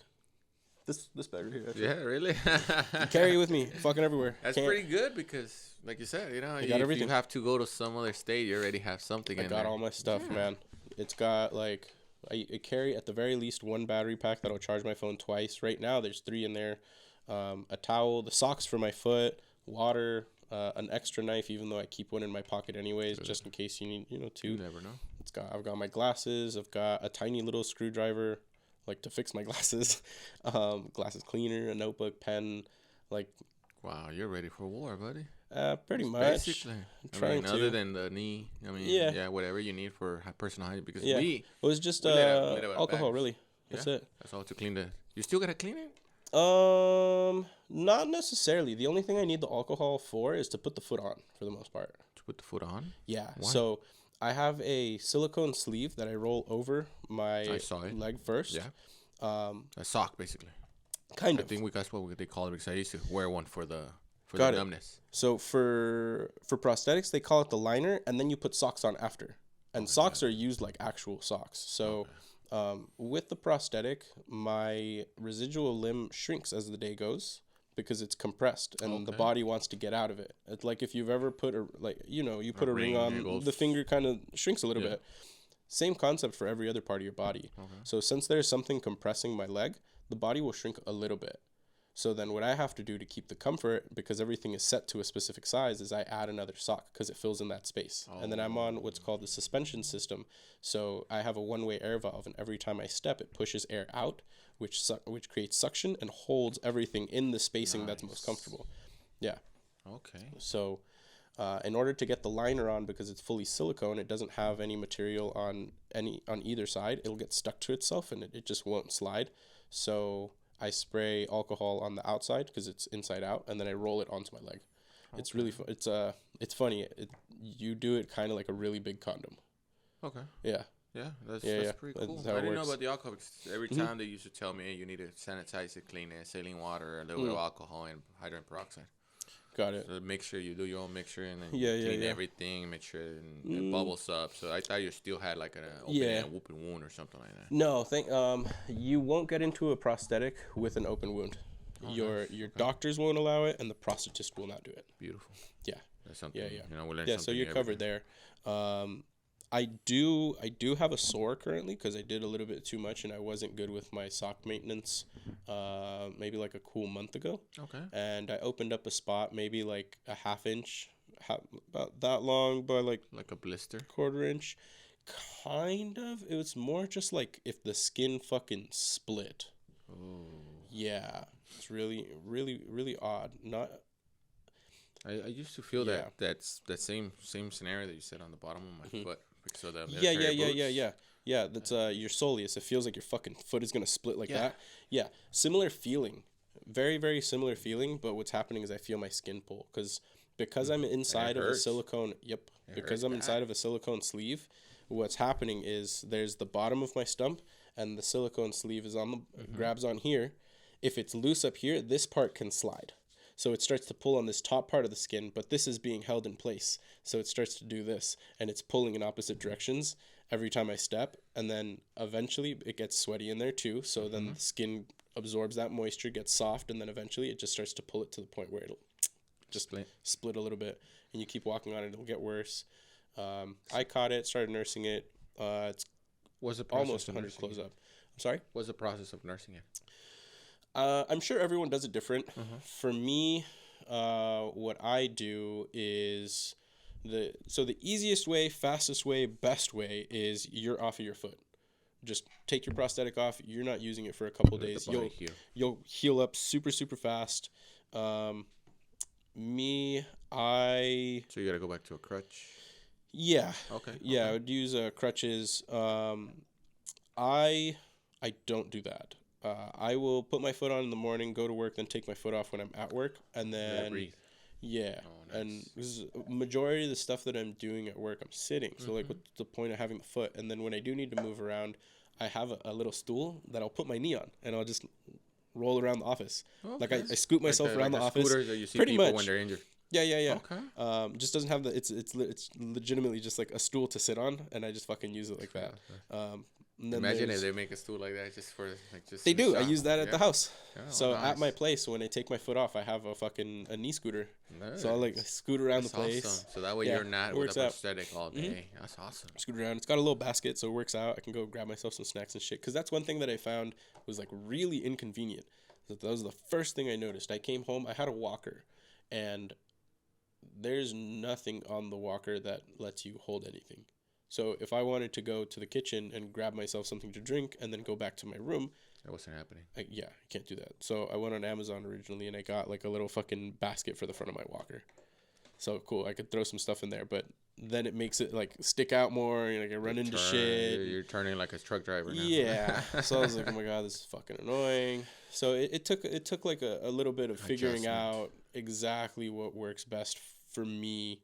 And still, even then, like the stuff I use now is just what I got comfortable with. There's better things that I could figure out, but I'm like, for what? It does the job enough. Yeah, I mean, whatever, but you nursing it is the most important. Yeah, so what I do is, obviously, you keep it clean, right? So I wash my leg every night. Even if I don't, like, full shower every night, what I'll do is I'll sit on the fucking counter and I'll wash my leg in the sink. Good.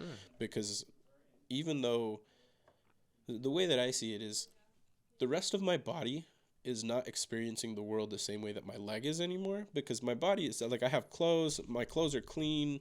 I'm sure I'm not the only fucking one that goes like a day or two without showering, especially if you didn't do much. You went to fucking work, you sat there, you didn't sweat, it wasn't a dirty environment. What is extra shower? Yeah. No, why? Unless I went 2 weeks without showering when I was over there and overseas, and you're literally getting sandstorm every day. So. Yeah. We call it the baby wipe showers. Yeah. Yeah, they're pretty comfortable. I'll still do them. I'll take it. In the semi, I'll still do it. Why not? Yeah, but you wake up, you feel better, clean your clean yourself up, your sensitive parts, and you go to town. Let's go. Work got to get done. I can't be stinky. But I mean, it makes you feel personally better. I mean, sometimes 100%. You're just tired. You just want to go. Well, there's some people that they're like, my thing is just showers. I don't care if I'm dirty or not. Like, I get in the shower, the hot water hits me. Like, that's my relaxation. I get it. Cool. Do your thing. Fucking shower every night. But for me, it's actually not good for the skin. No it's oils. Not. No, your hair as well. Yeah. If you rinse, you're fine. But if you're shampooing, scrubbing your body fucking every day, you're gonna dry your skin out. Yeah. Dry your skin out. Unless you're using that professional. Yeah, or like fucking all natural, holistic. Yeah, you're like really fucking on your shit. On your stuff. Yeah. I have to shower every day because, I mean, one, we have the baby. Two, is I deal with grease, oils, dirt. You're actually dirty. I have to. Yeah, I can't. And it's one of those that sometimes I shower twice, 3 times a day because you still feel dirty after that. Yeah. You're dealing with like that thick fucking grime where sometimes it don't get off you on that first wash. Sometimes you wake up at 2 a.m. and you're like, I still feel dirty. You gotta shower before going to work. You roll over and the fucking blanket comes with you. It's just stuck on your shoulder. You're like, what? Yes, sir. That's one of the things that I'm like, I guess I was, or you have that night sweat that you know your body was trying to get rid of something. Yep. Like you're sticky, smelly, that sticky. You don't even wake up rested either. You just wake up and you're like gross. You're like, I have to shower. And then sometimes like tomorrow I got to be up at either 3:30, 4 in the morning. I got to do the math later on. You're like, now I gotta push my day 10 minutes farther out because I gotta jump in the shower real quick. And see that 10 minute. It's a little trickier for me now to shower, which is why I'll hop on the countertop. Yeah. If I can hop in, take a little quick 10 minute, and given I probably could, but it's just tricky. Like it's. Well, like you said, only how you feel, you know. And do I not? How are we feeling today? You know? You want to please yourself. Yeah. So if I'm good, the fastest shower I've gotten away with 1 foot is like 30 minutes, I think. And like I legitimately tried. I was like, let me get in there and try and fucking like scrub and get out. And I did a full fucking wash my hair, wash my body, fucking everything. 30 minutes. 30 minutes, yeah. But and it's because you take your time, or because it's a lot of that's what my lady standing says. And adjusting the fucking bench that I'm working with. Oh, yeah. Okay. So it's not because like I'm trying to be slow. Because like I was like, let me see how fast I can take a shower just in case. There's people that enjoy. They have their momentum. They have their schedule. How they'll go in there with the fucking drink, minutes, bro. Yeah, 45 minutes. Mm-hmm. And I'm like, sure. You go in there, and 5 minutes out, I'm done. And even my lady looks at me like, did you shower? Clean? Yeah. I wasn't going to go spend, $100 on 45 minutes. Yeah. Right. The water's expensive nowadays. Yeah. It's one of those things. It's 5 minutes. I am constantly, you take 5 minutes here, 5 minutes there. You're not spending 10 minutes with your family. That's how I see life nowadays. Yeah. Well, time is one of the ultimate currencies. Yeah, definitely. How much is your time worth? Yeah. That's why I tell people, I'm not cheap. I'm not cheap when it comes to work.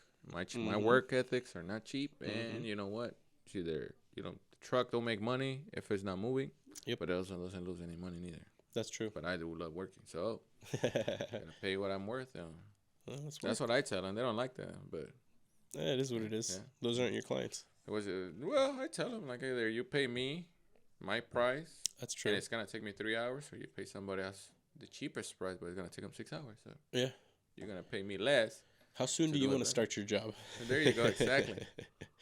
Yeah. When I was in the hospital, I would tell people, because they were like, you're just, like, fuck it, move forward. What's next? I was like, well, time waits for no man, so try and keep up or get left behind. There you go. And they were like, wow. And I was like, yeah. Yeah, life moves the fuck on without you. And you see that at least the nurses, they're supposed to be there 4 hours, to give us our medication. Mm-hmm. They don't show up to like 6 hours. And the other 2 hours, they were goofing off in the front. Yeah. I'll get pissed off about that. So I would start calling them at every third hour. Yeah. Because I knew they were going to show up the fourth hour. Yep. They're like, he's bugging us. Yep. Where's my medicine? You hit the red button. I need my medicine. I'm starting to feel the pain. Yep. Colin, I would do the same thing. Hey, I just want to let you know that I'm starting to feel the pain again. So if you could start preparing my meds, that way, when the 4 hour mark comes, you guys can bring them in. I'd really appreciate that. Oh, yeah. And sometimes they even fail by doing it. Yeah. Yeah, 4.5, and you're already in pain. I want to say I was very lucky that when we caught that I was on the wrong pain medication, I told my mom and my brother, and they immediately started calling the hospital, and they were like, hey, we just found out this information. What the fuck is going on? We just found this, and because they were getting angry calls, it opened up an investigation at the hospital. Good. Yeah. So they went through everything. They made sure that, like, actual good nurses were working on my case, because I was already not fucking having it. I talked shit to one of the nurses because he was the one that transferred me into this room, because I went from ICU into recovery. Good. And he was in charge of transferring me. He was supposed to order the bed that I needed, which is like an air mattress, like a constantly inflated air mattress. Okay. And reason being is because I had a broken back, so it needed to be straight. I didn't know that. Yeah, I broke 9 vertebrae in my back. Bro. Compression fractures from my T2 through T6, so like here, all smashed. When you landed, or? So you see my helmet? You see all those gouge marks on the top? Yeah. That was the first time I hit the floor. So you landed head first? I landed head first. Yeah, straight down. I landed straight down, compressed my spine, flipped over, tried to land on my right leg, and then from there, like, turned around, barrel rolled, and broke my lumbar L1 through L4, the little wings that stick out on the right side. Cracked all of those because I landed on the curb. The edge of the curb, my back, sauce. Yeah. And then My knuckle exploded. I had 6 broken ribs, and my femur was broken, and my foot was ripped off. Ripped off? Uh-huh. Ripped off. Yeah. Separated from the body. They said so I have a picture, and my leg goes out, bends, and comes back like this, and my toe is pointing towards me, almost like a diamond. Yeah, they said that when they were moving me into the ambulance, there was me on the bed, and then somebody was like holding my foot next to me because there was like 2 to 3 inches of tissue keeping things together. And then when I was actually in the hospital in pre-op, my surgeon, Dr. Amadi, shout out to Dr. Amadi, he comes in and he goes, "I'm going to have to amputate your leg." And I looked at him and I said, "My leg?" And he goes, "Oh, you're awake. I'm going to have to." He goes, "I'm sorry, your foot." And I was like, okay, there's a big difference between my leg and my foot. Your leg, once again, we're going all the way up, you know? That's exactly what I thought, because on the floor they put the tourniquet and I felt it up by my hip when they, like, that's where I felt the pain. And when the ambulance were cutting my clothes off, somebody goes, "Oh, it's ripped off." So I heard that and I was like, I lost something. But I didn't really like process. I was just like, breathe, just keep fucking breathing. Yeah, you're breathing. I'm just focusing on breathing, but I heard you lost something. I didn't think about it. At the moment, I would imagine you were pissed. Nope. I mean, when I fell off the bike, I was pissed. I had. But, I mean, we had. I don't think I had any time. I don't think I had any time to be angry. It's literally. So I was going straight, driving. There was a car to my right. I pass him. I hit the crosswalk. And the lady in the turning lane hits the gas. I saw her enter the intersection, and I'm in the crosswalk going 35. And I went, if I hit my brakes, I'm going to smack her. So I leaned right, and I opened throttle. So I was like, if I can speed up and buy time away from her, hit me in the tail. She'll hit me in the tail, or I'll get out. She hit me square. I took the license plate right on the leg. Yeah, so my memory is... So she fucking T-boned me. I took that shit square on. I totaled the Nissan. Altima. Inoperable. Engine no longer runs. The shit was in the junkyard. Engine shoved almost into the passenger. Yeah. What was her excuse? I was driving 95 miles an hour. I was going so fast that she didn't see me. And it was my fault. What time that was the excuse. Sunset. It was like 7:30. And then, of course, there was cameras and everything. No cameras. But thankfully, the person that I had passed, he saw me. And he was going like 35, which is the limit of that street. Lord for that man. Yeah, and he stayed, thankfully. But yeah, my memory. She's serving time. Nope. She got this. Fuck out of here. No insurance, no registration. Yeah. And she's what's called judgment proof, which means if I take her to court, nothing happens because she doesn't have anything. No job, no assets, no money, doesn't live with her parents. She's not tied to anything. There's nothing. So what's the purpose of us paying insurance, registration? You know, we spend what? I spend about $4 or $5 grand a month. It's because we're responsible. We're responsible individuals that are, doing what's supposed to be done. And I hit somebody, they're willing to come to me and take me to court and take everything I work for. So 100%. And they hit you. Nothing. I'm sorry, I fucked up. Yeah, figure it out, dude. It sucks you shouldn't have been there. Which is really funny. That's the attitude she took. This guy fucking ruined my life. I don't have a car anymore. I have this ticket now because of him. It's a $500 ticket. Yeah. She got a $500 ticket and, be on your way. Mm-hmm. It's pretty nuts, isn't it? But that pisses me off because she's going to do it again. She might. Or she's in a worse place. I like to believe in karma. She's going to get it with interest. She's going to get it with interest for sure. Or she's going to pay for a very long time. It's one of the two. But I came across a Bible verse a while ago now. Literally a month ago to the year now, because I was getting bombarded with questions. Okay, well, are you fucking take her to court anyways, because then that's on her record, and you're gonna make her life hell, this and that. Fucking, are you gonna sue her? Check in, and maybe she's done better with her life, and you can fuck her over now. And I didn't know what to do. I'm like, okay, I could take her to court, but it might cost me as well, mental, emotional, fucking time, money, all this bullshit. It's gonna cost me something. And I was like, you know what? I'm going to stop thinking about that. I'm going to go on Instagram. Fuck this shit. Let me just scroll. I'm going to distract myself. One of the first reels I open up is Romans 12:19. And it says, leave wrath unto God, for vengeance is his. I put my phone down and I was like, the phone listens. Sounds good. The phone listens. The phone listens. Sounds fucking good. He talks to us in different ways. Mm-hmm. It's true. I mean, she doesn't have nothing, but she's gonna. Yeah. If she doesn't pay in this world, she's gonna pay in the other. Mm-hmm. I mean, what she did is obnoxious, is selfish, is. You know where she was trying to go? Irresponsible. She was trying to go to Winco with her friend to get candy and alcohol. Oh, good job. Yeah, Such a fucking rush to get into that parking lot, get candy and alcohol with your fucking friend. 21 years of age. Oh, so she's just barely starting life. Mm-hmm. So barely starting life and almost kills a motherfucker. It's wild. I wonder if, like I talked about the military, when you see dead bodies and all that, and you see, people get blown up and they get taken out, or you see the blood from coming out of a vehicle. Thank you. I'm still getting used to it. I wonder if she would have gave two shits about, actually, let's say, God forbid, he would have taken you with him. Actually fucking died? Yeah. I wonder if that would have probably bugged her. Or she would have had different repercussion, because in the state of California, if you commit vehicular manslaughter, well, then you do get booked for that. That's the reason about that losing a limb or something. Well, that's the reason that she didn't get into more trouble. And you survived? Yep. I heard the cop literally told the girl that. So the lady that I hit the... Okay. I'm going to go back to what I remember. I lean, open throttle, look down, the front of the Nissan on my leg. Then everything is spinning. And I hear... Will not forget that. I can close my eyes and remember the spinning.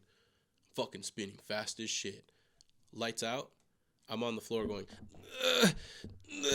And I went, oh, this is bad. Trying to catch your breath. I heard that noise, consciously went, this is bad. I need to gain control of my breathing. As long as I can control my breathing, I'm going to be okay. So, gain control of my breathing. Somebody asked me, hey, what's a number we can call? Give them this number. Didn't answer that number. They go, what's another number? Reached my phone. Thankfully, reached my pocket. Phone was still there, thankfully. Pull it out. I go, this is my passcode. Call mommy. I go back to breathing. Calls my mom. I go, hello, son. Mom, I've just been in a really bad accident. I need to focus on breathing right now. I'm going to be okay. Give the phone back. Focus on breathing. That lady that called the cops, I think somebody she was on FaceTime with was an EMT. I feel very blessed that the people that were there were fucking there. She has an EMT on the phone. EMT tells the cop, put a tourniquet on his leg. Cop didn't do it. When I opened my eyes and I saw there was a cop standing over me, white was closing in. And I was like, I've never seen white. It's like, I don't know what white is, but it can't be good. So I closed my eyes and I breathed. Oh, as long as I control my breathing. Yep. And then I felt the tourniquet on my leg. Real tight. Fucking painful. Opened my eyes again. I could see. I was like, cool. I'm back in the game. It's not white. What's going on with my bike? Look over. Flames. The bike's on flames? Bike's in flames. It burned. My bike burned. Her car in the crosswalk to show you where she stopped after hitting me. So she kept going. Yeah, she didn't hit the brakes. She accelerated through me. My bike ended up on the corner of the sidewalk, like where the two crosswalks meet. My bike was burning right there. Yeah. That lady, the one that called the cops, she told me that she just went over close to the girls when the cops were talking because she wanted to hear. And she said that she heard the cops say, you're lucky he's alive. And you better hope he makes it through the hospital tonight. Because if he doesn't, I'm going to be looking for you. And I was like, oh. Unfortunately, the cop knew that they got lucky. Mm-hmm. Because if not, the cop would have put him in. I would have put him in jail. Well, apparently those are the fucking laws. The laws are for criminals. In the state of California, you can go into somebody's establishment, steal $900, and the state won't do anything. It's not even a misdemeanor. And if you try and stop them from stealing from you, you go to jail. You sure do. God forbid you hurt them while you're doing that. Well, I'm pretty sure you could bypass laws because then they broke into your place, so that you could tell they had a knife or you thought it was a knife and you could shoot in self-defense. Maybe. There is laws that I've been reading about that because I wanted to get my concealed carry. And I stopped that because I was, like I told you, bad shape. And at one point in life, everybody was bugging me. Everybody was bothering me. Yesterday, Wendy, she knows I don't do good in establishments that take a long time or I'm surrounded by people that I don't trust. I can't trust my own shadow still at times. And she asked me yesterday, how you liking it? We went to Disneyland, so it's all right. And she's like, can you say it more with happiness in your face? I'm coping, trust me. It's a lot of people, and you know I don't do good with people that I don't know. Like, somebody comes and pushes me or bumps me, I'm going to... that's how you were programmed from a very early age. Because you don't know who's going to... Complete opposite of me. Well, you were in that fucking environment for quite some time. They program you. You're still programmed to self-defense. To, okay, I see somebody stabbing me. Block, grab, twist, knife, stab. So it's like wild. It's a response. Muscle memory. Yeah. That's insane, dude. But the problem is, if you don't pay attention to your surroundings, they're gonna just your life versus theirs. Which one is worth more, yours or theirs? That's I'm trying to live another day now. Balance and dance, though, because not everyone is trying to do that. But you can't live your life just going around fucking unaware, oblivious to everything. Yeah. So you walk into trouble. You walk in trouble, yeah. Fucking funny. Yeah, so, yesterday she asked me. I was all right, cool. And we were in Disneyland first, and then we jumped to California Adventures, and I thought California Adventures was a little less crowded. And I was having more fun over there. She said a couple of smiles, laughs, jokes. That's how you loosen up a bit. It loosened up, I told her this. But like I told you, I've never been to that park since I was 9 years old, so it's new to me for a 34-year-old guy to go to Disneyland. And we made the best out of it, honestly. That's good. Yeah, we made the best out of it. Would I go back again?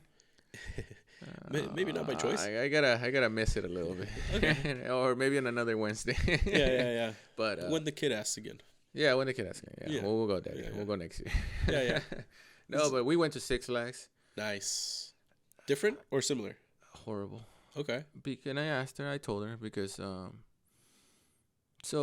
she got this. She got the Genie Pass. For over there, she got the Fast Pass. She's good with that. She understands that I don't do good with people and I don't like being standing long periods of time. Yeah. And on Wednesdays, it's completely different than Saturdays. Interesting. Because more people are on Saturdays.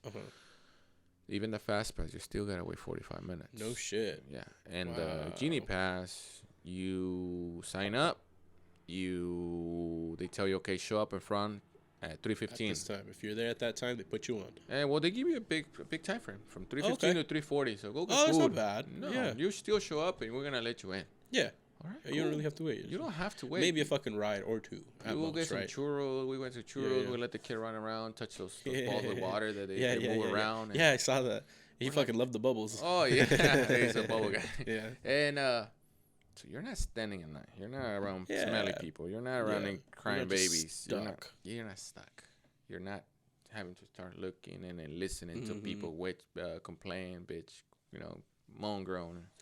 So oh my god, on Wednesdays and he was like telling me. Yes. You're like, dude, shut the fuck up. Dude, you think your life is good, homie.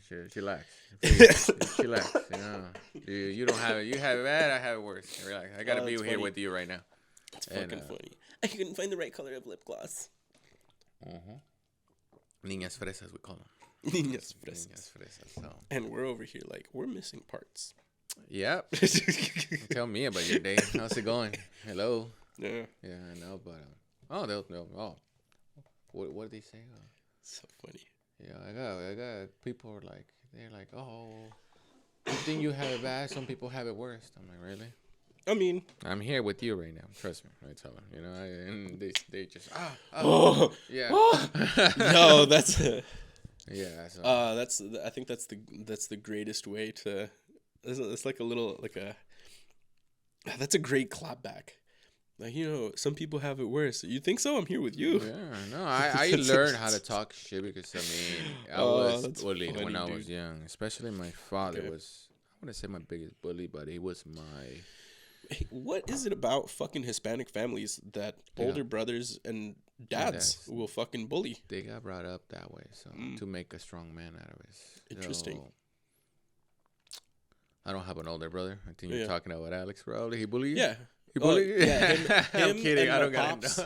No, dude. Him and my pops, they would tag team it. The problem is that the oldest wants to show pleasure to the father, to be good to the father. So the only example he has is the father. So if I start acting like the father to my brother, I earn good graces with daddy. That's my belief.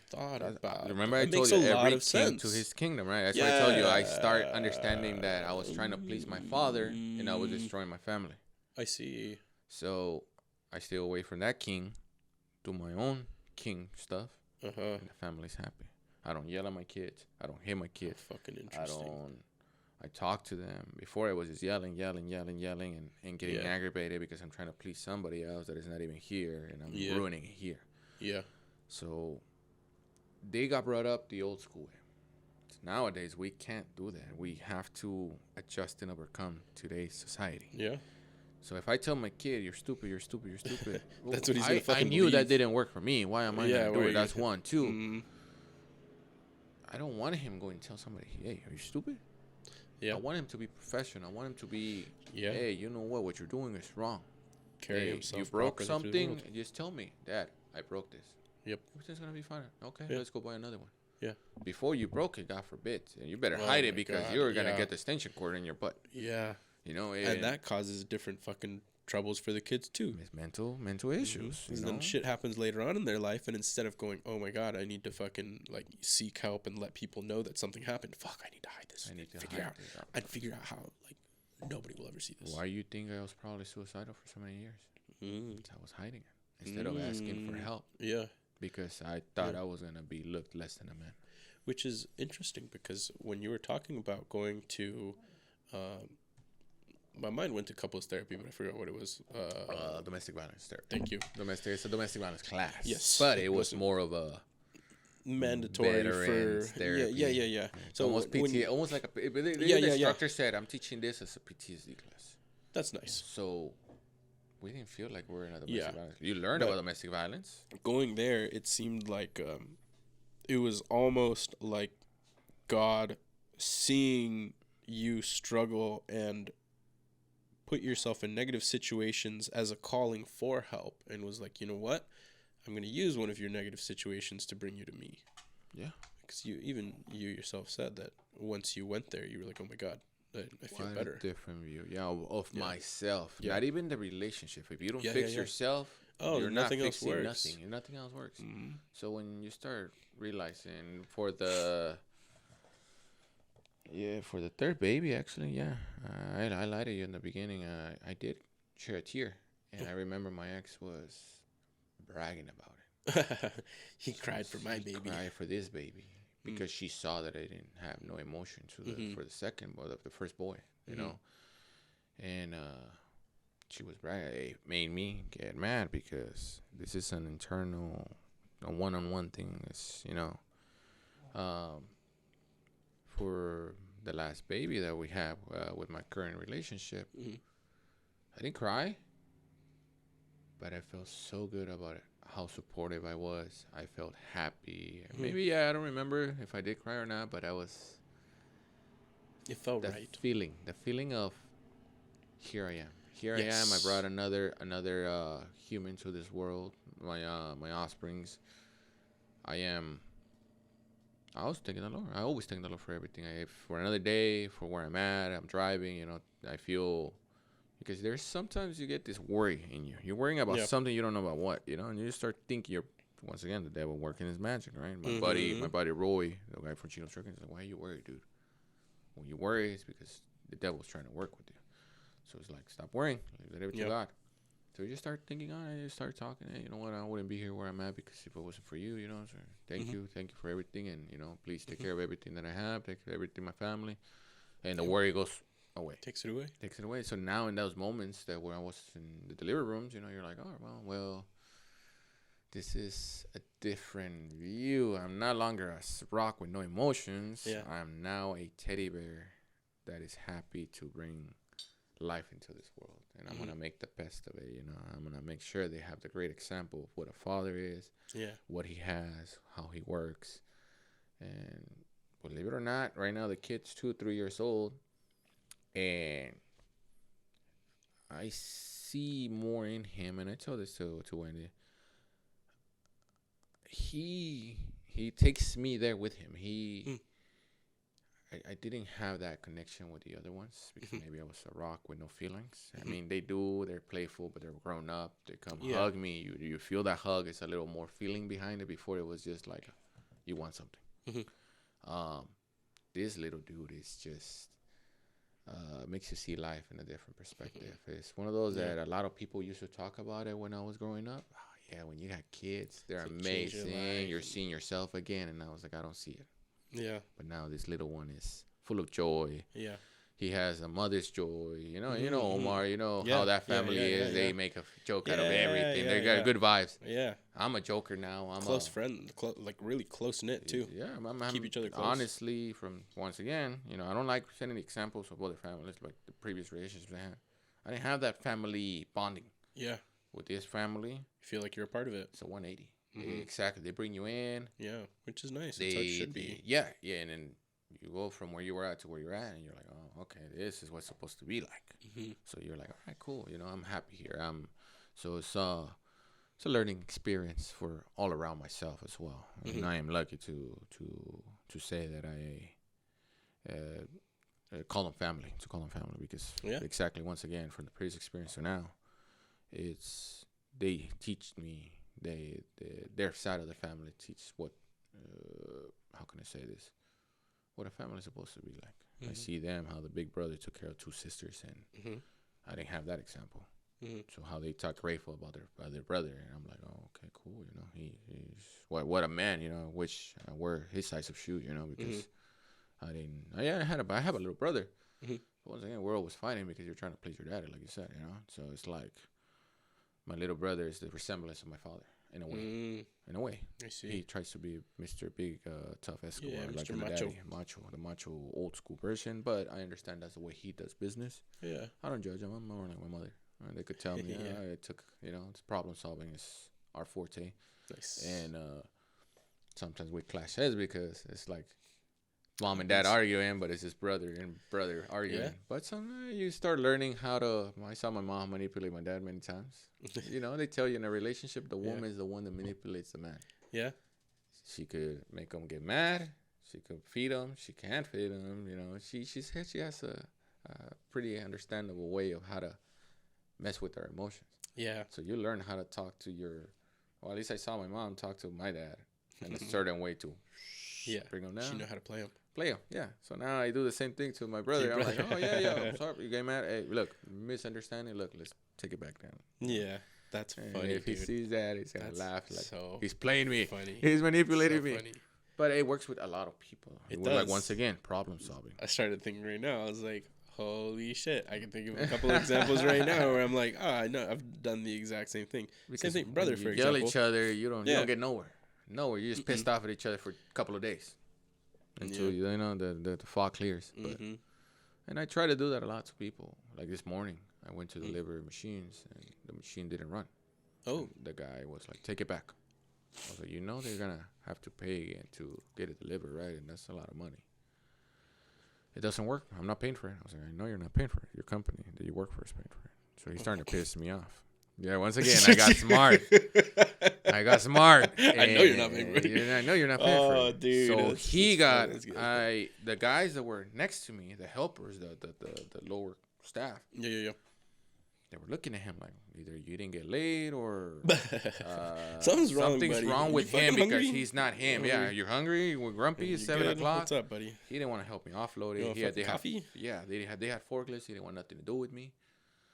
So, problem solving once again. I start going around talking to people. Hey, can I use this? Can I use that? No, nothing, right? So, finally, another guy came and said, what happened? I was like, look, man, I called the manager. The manager said to leave it here. He's going to send somebody to take a look at it, and I have to deliver the one in the front. to another, down the street. So it's kind of mess everything up if I don't do this. Pretty understandable guy. Went to get the guy that was in his period. Yeah, freaking brought him back, and he comes with a forklift. I was like, I thought you were not gonna help. No, what happened in your little sensitive spots? I didn't talk to the guy. The dude that he had to listen to came.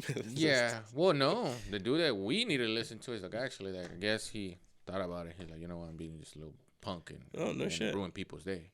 And I'm good for him. Yeah, I guess he had a second thought about it. I mean, after I told him you're not paying for it, the company, I think he kind of made his match. Yeah, so I don't let people. I'm not here to deal with your fucking bullshit in the mornings, or any time of the day. I'm here to we just gotta do a job and problem solve. Yeah. If it didn't work, okay, I didn't do it on purpose, The machine decided not to operate that morning. Yeah. You got it. Yeah. You drove himself in the trailer. It's not my fucking job. It's not my job to worry about whether it works or not. No, it's to deliver it. Move it from point A to point B. I got it to point B. Get it the fuck off my truck.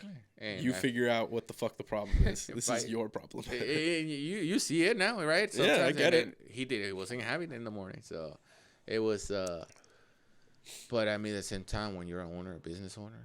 If you start talking trash to them, they go and pick up a phone. They call somebody. That somebody calls somebody else. They start talking shit back, and then all of a sudden, nobody wants to work with you because one person said this guy was an asshole, and then he threw in some other shit in there. And now it's a he said type of bullshit. And no, they called me. I was on the way back. This was in Valencia. They called me once I was in Echo Park. Hey, Victor, what happened? I showed them pictures. I showed them everything. They signed the paperwork. They didn't want to sign the paperwork. I was trying to get off their hairs because they were really pissed off because the machine wasn't working, And, no worries. But, hey, we heard what you did. Thank you. We appreciate your help. That's why we always hire you. You're really professional. And that makes your day. And, things like that, you're like, okay, well, I guess he didn't get the full story. I thought I pissed him off. But there's times that, you got to – I got into the point where somebody was going to try to punch me in the mouth. Oof. Because we go back and forth because I'm right and they think they're right and they're not right. And I keep telling them it's my way or no other way, man. I'm sorry. Today here I am, the judge, the jury, and the prosecution. Yeah, so they think that they have because they raid because they're operators. They think they're the customer, air quotes, which unfortunately in this setting, you're not a fucking customer. You're paying for a service. They don't even pay once again. The company they work for, paying for the service. So they're just there to be little helpers, but they don't. They get all high and mighty. Yeah. And you got to bring them down to like, dude, you're nobody. So relax. You're here with me. I'm a nobody. You're nobody. Let's just work together. We're just trying to get this shit fucking done. So there is a company that I love working for. Every single whoever the hell it is gets their hands dirty. Nice.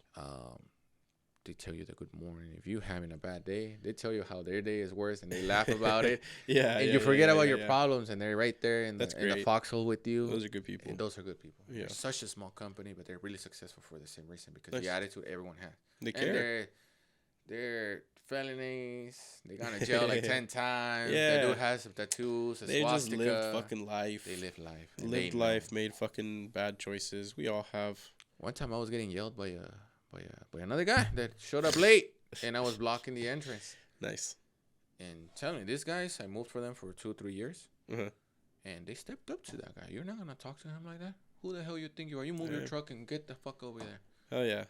I was like, man, they got my back. That's nice. It feels good. It feels good. It feels like, once again, that brotherhood that I told you that I was missing from the military. Yep.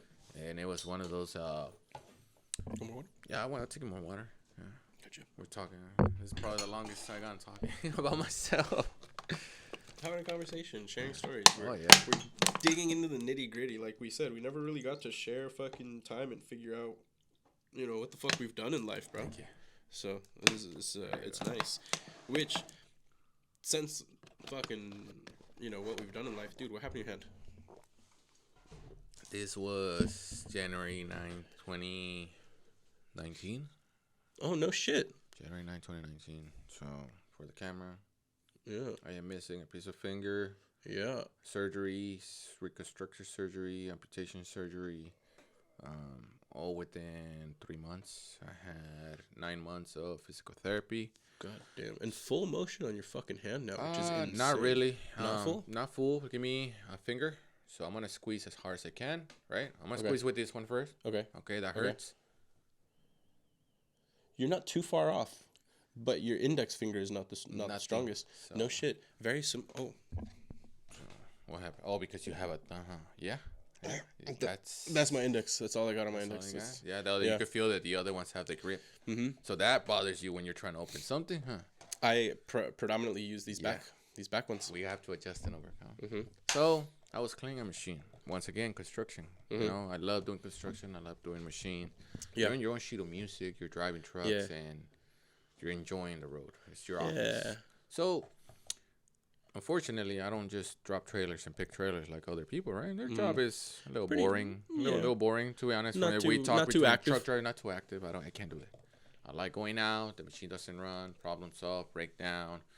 How am I gonna get the machine in my trailer to take it back to work? I love that. It's just recovery. Still in my recovery asset of being a record guy. Yeah. And that day the machine was dirty. It was super cold. January, and we're in Huntington Beach. Right off Warner and I don't remember the cross street, Golden West, I want to say, where they were building a Starbucks right there. Good. The company I used to work for, they did a lot of pipeline work. I won't disclose their names because they try to, get their way again. They try to get their money back. Yeah. And my job is to pick up machines, clean machines. The operator is supposed to clean the machines. Yep. And the day the machine was dirty, I'm not the one who gonna go yell at somebody because the machine wasn't clean. I'm just gonna do it myself. I left the truck parked on the street. Left my cell phone over there. I always carry my set of keys with me. For those machines, they have little rubber tracks. They're mini excavators. They're called. Okay. 6,000-7,000 pound machine. Damn.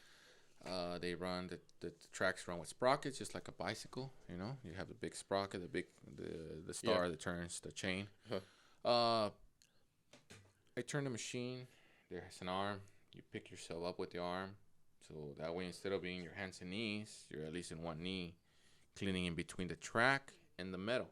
There's a big window like this much where the dirt likes to hide. Being a truck driver, anything that falls out of a trailer hits somebody. I get sued. They could put their lives in danger. It's on me, and I'm risking somebody's life. I'm not about that. Yeah. So I was cleaning the machine, paying effort, and I got one side, go to turn to the other side. Well, the guy already said that somebody was coming to help me. I wasn't gonna wait for that guy. I'm sorry. They are doing construction work. They have to get their day going. I have to get out their crosshairs. So I went to the other side, and I did the same thing. I always leave the machines running. Why? Because it's cold, and I have to get them on the trailer. And when they're cold, they don't operate when they're trying to climb a trailer. So went, turn around, put the bucket back on, the arm down to lift the other side to finish cleaning it. So my hand was by the sprocket. I'm going to take you back a little bit. Okay. So when you get in the cab, you sit down, there's a safety lever that you got to put down in order for the hydraulics to work. Okay. The machine operates with hydraulics. Yes. Without that, when you're going to get off, you put the safety lever up, you step out, nothing would move. Okay. So I went out, safety lever's up, machine's running, nothing's going to move. We know that the machines are smart enough for that. Locked. Well, this guy walked behind the machine. He put the safety lever down. I didn't see that because I was in my hands and knee cleaning the machine. He gets behind me. This is where I'm at. I'm right here. I'm cleaning. And the guy, I see him walking. I didn't see what he did. Not even through my peripherals because he's higher than me. Yeah. He walks behind me. And I thought he was going to get his hands and knees to clean the other side of the truck to finish faster. We're done. It's by hand. Then you pick the shit up and you're good. Yeah. You're out of there. So he reached on top of me. He said, this way's faster. He went to move the levers to move the track. My hand was on a little hole this big in there between the track and the sprocket. So when he turned, the sprocket turned. Caught your hand. Caught my hand in between the track and the sprocket. The star.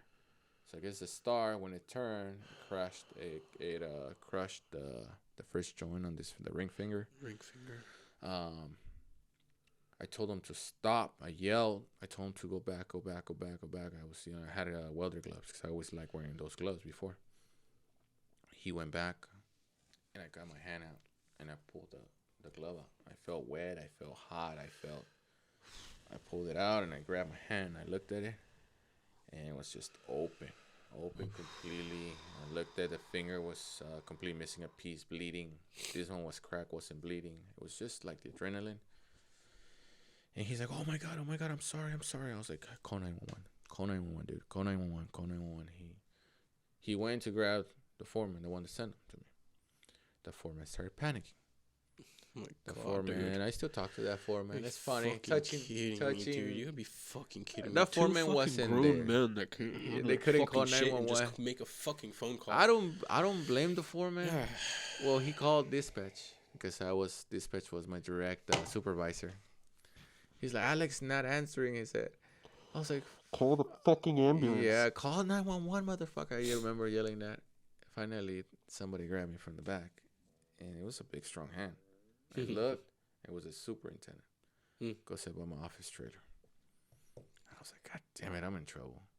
You know, that's the first thing that went in my head. You know, you never want to get talked by the superintendent. He has his day going. He has to take care of 100 other construction workers. So I went over there. I'm bleeding in the ground. Finally, EMT showed up in an ambulance. They ripped my sleeve. They put a tourniquet on. They gave me a shot of something. I think it was the tetanus shot they gave me. They put me in the ambulance. They asked me if I had lunch. And I told them, yeah, I had a breakfast. I had a sandwich. And, yep, they took me to Fountain Valley Memorial over there by Brookers in the 405. I forget the name of the memorial hospital there. And I was there from, this happened around 7:15. I got there at 9, I think, or 8:30. And since I had something to eat. You had to wait. 8 hours. So surgery wasn't until 5. Sick. It was the longest time I ever had to wait. But, well, they had me on medication. They had my mom. My mom showed up around 10, 11. My brother showed up. At the time, my ex didn't show up. Why? I'm glad that she didn't show up. Yeah, I'm glad that she didn't show up. But, it's funny you say that, because I was glad I didn't have a female around when I had the accident. No trauma bonds, you know? Yeah, she showed up after the surgery, after like the second, third day. And she kind of like, well, that's what you get for blah, blah, blah. What a bitch. I knew. I think the relationship was over when that happened. And yeah, no lie. After there, it was roller coaster down. Downhill, I told her, went back home. You feel the walls caving in. Like, literally, depression starts to set in because you have a house payment, you got a truck payment, you got a car payment, insurance. Everything fucking halts, man. And you're only getting paid like $1,200 from your disability check. And you're like, how the hell am I gonna make it? And you shit doesn't even pay rent. So this happened in January. Amputation happened, I think, in beginning of March. Wow. No, I lied to you. I don't remember. I have to go back to the pictures, check dates. Yeah. But I knew it was a big gap because I was the one dragging it. Because remember, I told you I went to see other doctors to get a second opinion. Because they want to remove your whole finger. Because they want to remove the whole finger, and I was like, no, I want to save the finger. Please, somebody tell me you're able to fix the finger. It's wild. If they would have taken your whole finger, you would almost have zero strength in that hand. I believe so. It's one of those that I had zero strength in the hand for like 6 months out of the 9 months of recovery. Just from looking, I thought it looks like you can close your hand all the way. So my assumption was, okay, you've got the strength. Because like when I go to close my hand, you see my index stays up. Stays up, yeah. I've been working on trying to like get through it, but like I can't. I'm pretty sure the tendons in here fuse to the fucking bone. Yes. So you know what they said for that? We have to get something that rebounds back, like a liga, like just pull it back. Just grab it, and that's my buddy Justin. Shout out to Justin Cook. He was telling me a story where he had his knee messed up, and he had the same issue. He wasn't able to fully extend it. He fell from the stairs on his house. I think it was the third stair. I think if I remember the story correct, and correct me if I'm wrong. He said he fell to the ground with the crutches. Oh! As soon as he fell to the ground, then he was able to remove. He started moving it more. No shit. But he did feel like a lot of stuff got pulled. Something fucking popped. Something let go. Got loose. Something got loose. Something. And ouch. And then you see him. He walks. He's high and mighty. He told me, he's like, maybe it'll take you to punch somebody in the mouth to probably rip everything out. That was one thing I thought. Do a little bit, just punching bags. Just punch a bag. I haven't done it. Do some boxing. I haven't done it. That might help. It'll hurt. I can almost guarantee it'll fucking hurt. True. I still play goalie. But that is different, because one thing I found, I didn't used to be able to point perfectly straight. Okay. Oh, I thought so like no. If I wanted to point at you before when I got to the hospital, I would go like that. So I had to turn my wrist out if I wanted to point straight. Okay. Now I can actually point it. Straighten You're shaking it out. a little bit. But yeah, it's not. Yeah. It's not. It's my strong hand, you know. Strong hand. Like I can actually point straight now.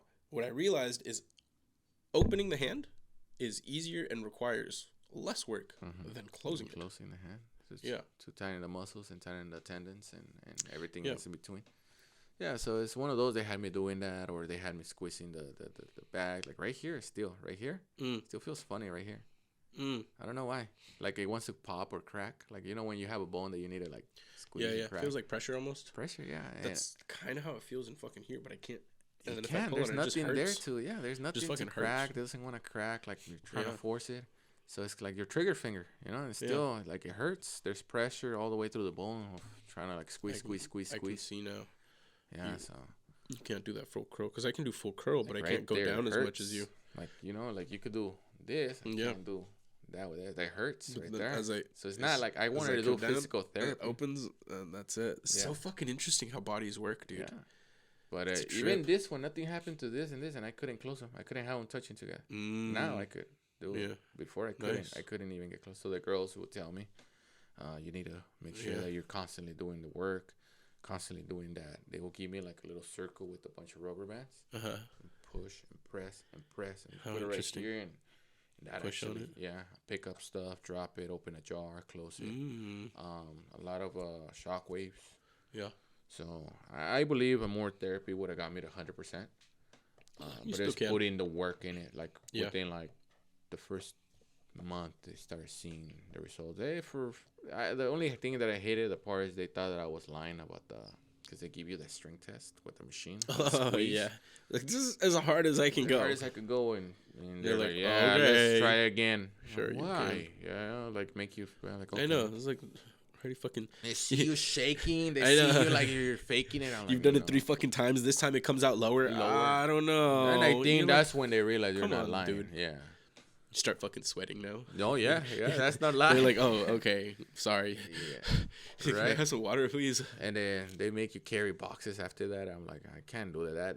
That really was hurting this surgery, this part of the surgery. So the palm. That's insane. But it was just that they were trying to build. Got ripped open. Dude, my hands are all sweaty. Listen to you fucking talk. You know what that means? Wild. Huh? What? I gotta take you to Long Beach Boulevard.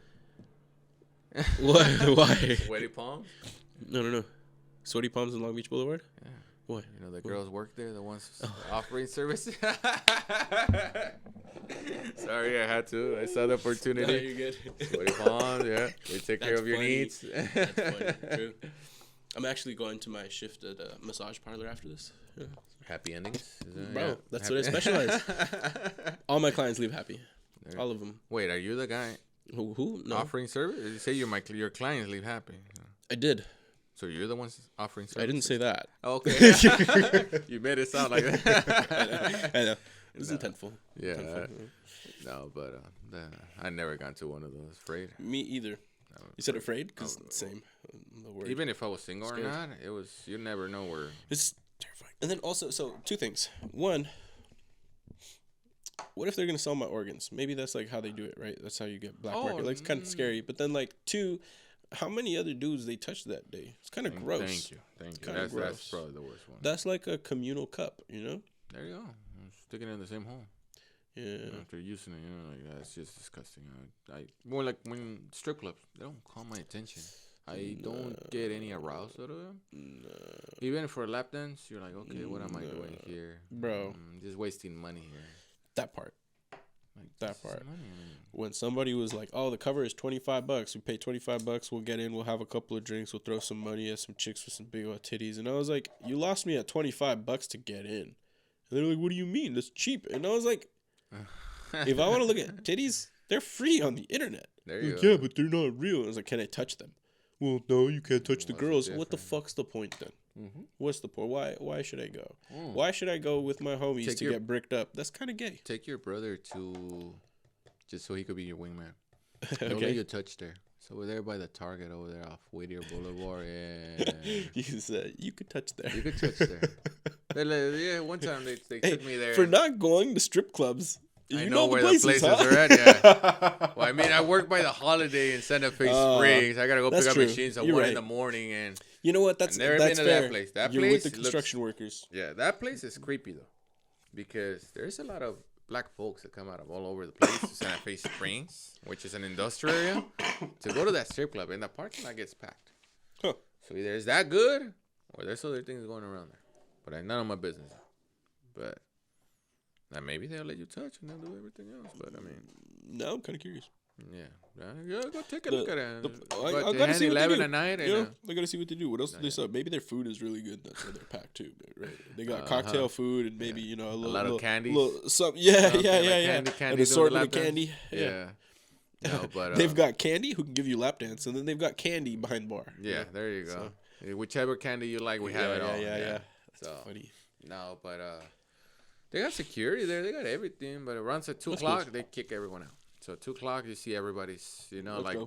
Go the fuck home. Yeah. That's a fairly respectable strip club. 2 o'clock, leave. Yeah, no, and they Can't got be a Whittier degenerate PD here. out there. They got security, so I think they got Pretty set up. Yeah, okay, well they're probably not running drugs. I can tell you that. No. Or if they are, they're doing it very discreet. And you see, but it is packed, so I'm assuming it gotta be pretty good. I'm Yeah. assuming it got pretty good, but. That's for another day. A story for another day. The next podcast, I'll come back with a story. Yeah, we're gonna do research. We'll do research for the next one. No, yeah. I mean, I've been at a strip club before, like with Wendy. Actually, we went to a strip club in Vegas. Yeah. Oh, how funny! She wanted to go. I was like, really? That's funny, dude. I mean, you're in respect. It's always from the that. chicks. Yeah. And she tell you, I ain't gonna throw money at a girl that doesn't do work. For what? Yeah, she needs to earn her money. And there's some girl that you see them up and down the strip club, the pole. They got some fucking moves, man. And she went out there and threw $2 at them, and I was like, wow, okay. You're like, okay, I see what the girl's perspective of she's earning her money, if that's the job that she chose to choose. Yeah. So, no judgment. No judgment, but I mean, you pick and choose who really puts out and works. So, yeah, that's a different view of life in that one from a female's perspective, from a great example. So, yeah, we make the best out of it, honestly. Yeah. So when you choose a partner like that, it makes life so much, like you said, it just time flies. Yeah. No, so it's I told my buddy, because my buddy was in Caesar's Palace. Oh yeah, we went to a strip club. You guys went to a strip club? Yeah. It's funny. And kind of like, I guess his lady doesn't like doing that. So. Yeah. Because they're judgmental. They either they feel less than, and they think we're gonna go over there and slobber all over the place. Yeah. You'll immediately go to your insecurities. Immediately. And you can flip it as well, like a dude going with his lady to a male strip club. Yeah. Right? It's kind of the same concept. That would be funny. I don't know if I could do that. It's not even because insecurity. It's just I don't want to see wieners. Yeah, right? But, hey, dude, your wiener is different than mine. Anyway, we're not talking about wieners. Why does yours go why is it a circle? Why does it look like you got a cinnamon roll in your... I've never seen that one. What the fuck? You roll it up and, like... Right. I don't know. I mean, I had to shower with 95 other guys in boot camp. I don't want to see that again. You've seen enough dick. Yeah, enough dick. Seen enough dick. It's cool. That sounds horrible. It does. It does. Horrible. No Diddy. No Diddy. No Diddy, yeah. No Diddy. Now I think about it, that they allow gays in the military. I don't have nothing against gays. I wouldn't feel comfortable showering. Yeah. Next to somebody that likes the same sex. Bro. Yeah. It's just now really different. It makes you feel uncomfortable. Yeah, of course. I wonder if not. I mean, I haven't asked. I have buddies that were drill instructors. Why do they shower guys first and then gay slacks, or everybody? I would assume it's just straight everybody. That way, there isn't any type of segregation, because that would probably open up lawsuits really, really quick. I do know is one of the girls I dated. She was in the Air Force, and she did tell me that the weirdest fucking thing for her was just like, okay, it's shower time. And it's like, everybody goes. You just fucking walk over naked. She was like, it was really fucking weird for me. In the beginning, it is, but then you start to realize your eyeballs can't be wandering. It's from the chest up. Yeah, chest up. You're talking to your buddy, and you're showering. Somebody drops the soap, and you're laughing about it. Pick it up. Nope. Pick it up. The soap stays there. Yeah. Until they send somebody to clean the restroom. Yeah, that's funny. That was just hilarious, that's because funny. no one's gonna do nothing. It's just that You don't even want to be the guy that, I had to pick up the soap. Yep. That's this what is you choose. another fucking joke, bro. You choose liquid soap. That's the that's smart. That's smart now. Yeah. Say that solves the fucking problem. Oh yeah, problem solved. Everybody had liquid soap. I'll tell you that. The guy that had the bar soap. Hey, maybe that's how you figure it out. He didn't get the memo. Maybe it's not. Maybe it was intentional. Maybe that's how you pick them out. You're like, Steve brought bars. Yeah. Don't fucking shower with Steve. No, there was some other stuff that happened in boot camp. There's some guys. Wild. They were nasty little. You know, I you get imagine from the west of the Mississippi. You get everything to San Diego. Yep. I guess a dude got kicked out from boot camp because he decided to take a piss, turn around, and pee on somebody's leg. I mean. And there was no need for that. I guess technically speaking, that's biological warfare. You know, right? So I guess because the other dude didn't like it, or what the fuck, he went and told the drill instructor. I mean, understandably so. I would have just punched in the mouth and call it a day. You know, be like, why you punch him in the mouth? He fucking peed grabbed on me. his winner and he peed on me. Like, okay, you guys figure it out on your own. You know, but yeah, if I was a drill instructor and. You know, I was pretty sure they were. If I had to go up to him, I was like, "What the fuck happened? Why'd you hit him?" And he was like, "He peed on me in the shower." I'd be like, "You see what happens? See what happens? You're messing around with other dudes. Don't fucking pee on people." Yeah. No, yeah, there was. Go get dressed. Well, actually, when boot camp also, we had a guy that was peeing his bed. Oh. I think he had problems mentally. Yeah. I think that was a mental issue. I wonder if maybe it was just all the bullshit that he was trying to deal with. Yeah, I think so. The change of he probably missed his family. Hella fucking stressed. But I mean, we're so tired that you're sleeping that you have to stop drinking water, but they force you to drink water before you go to sleep to hydrate. I see. So you have to pee. You have to pee. You're gonna have you to get pee. up and you're running because your bladder's full. Sick. You're running and you can't run. You're flip flop and whitey tighties and you're running to the restroom. And remember, Nice. 17-year-old, you know, bladder is not as a 21-year-old that is across from you. So it was good memories from that. Yeah. And you made the best, but that we had the guy that peed the bed and he got kicked out of it. So he couldn't adjust. They stopped giving him water. He still peed the bed. They believed that he was doing it on purpose. So they'll wake him every hour. Every time fire watch had to change over the post, they'll wake him up, send him to take a piss. Somehow he'll still pee his bed. Interesting. So like they were like, okay, there's got to be something. Out. You just want to get kicked out. Yeah. I mean, it's either that or like legitimately something he can't fucking control. Yeah, that's crazy. I don't know. But I mean, you can't have a soldier pissing himself. Unfortunately, it sucks. But sometimes you gotta sleep in the tent with him. I'm not gonna wake up, getting pissed on by another. Yeah. So. The only soldiers where I'm like, I mean, you kind of got to piss on yourself. This is the snipers. Like, when you're in post and you're waiting for the dude. No, I heard they piss on themselves all the time. For real? That's just some bullshit? Somebody fucking with me. Yeah, no, that's whack. That is not it. I'm mad. No, I'm over here thinking they're stories. Just like fucking scoped in. I had to pee so fucking bad, but I knew it was coming out that door, so I just let it go. Yeah, no, they're prepared for their little gun show that they have. The snipers. It's like the guys doing commentary, for the fake wrestling. Yeah, they carry that like bladder bag on them. Yeah, I don't know, but I think they get that thing. A little catheter. People. Yeah, I can tell you from experience that shit is not comfortable. That shit hurts. When I came out of surgery the first time and they put me into the ICU, had a catheter, and I was like, I had to pee. So, okay, well, I guess let me try and fucking use this thing. First, hurt really fucking bad. Back pressure. Second, maybe, I have no fucking idea, but it didn't work. So I ended up pissing on myself. I was like, great. So now I had to, like, I felt it start, so I stopped. Like, I pinched off because I didn't want to fucking fully piss myself. Yeah. So I pinched it off, and then that shit hurt, and I called the nurse, and I was like, hey, I think something's wrong with my catheter. And they're like, what do you mean? I was like, I just tried to use it and I peed on myself. And they were like, we'll be right there. They came in and they were like, yeah, you peed on yourself. And I was like, I need to pee. And they were like, we're going to pull this out. They're like, you're conscious and you're talking to us. So clearly you can handle the bathroom. The pad, yeah. The pan. Dude, I didn't use the pan for quite some time, actually. For like 4 or 5 days, I was clogged up. And then because my back was broken, and then I was hella fucking bruised under my ass, I was literally shitting the bed. It was not a good time. Yeah, fucking sucked. I got it with a broken back. Yeah, keep thinking it was just a foot. I know, that's what everyone thinks. That's what you could see. Yeah. To pee, I would like turn on my side and pee into a bottle, like one of the pee bottles. Good. Yeah, I know. I remember. So that was nice. They're easier. Yeah, that was a lot easier. They should just put a hose, something like a condom, like you said. Yeah, just stick it in, you'd be fine. You know, I feel man. like that would be better than something going into you. You think like a little sleeve that could grab onto you or something, but nowadays you think they would invent something new. Something out. Yeah. What is that? The project's a little too expensive. Like I don't know. Maybe there isn't enough care. Like they don't care enough. Like, I don't feel this that they care. works. Every time we gotta go to the ER, oh, you're here. Okay, where are you here? Oh, chest hurts. Oh, you're not getting a heart attack. Hang out there. Yeah, I'm not. I know I'm not getting a heart attack. My chest hurts. I just want to know what's wrong with me. Yeah. I'll go see your personal care or your prison. Well, if it gets worse, come back. Yeah. What do you mean? I'm here because it's already getting worse. I'm trying to make sure it doesn't get worse. Yeah, well, sometimes, and then those are the people that what's coming out of their mouth. It's almost like cassette playing rewind all the time. Yeah, because they're just telling that to everybody. They've got the script in mind, bro. Yeah, so they got their script. Oh yeah.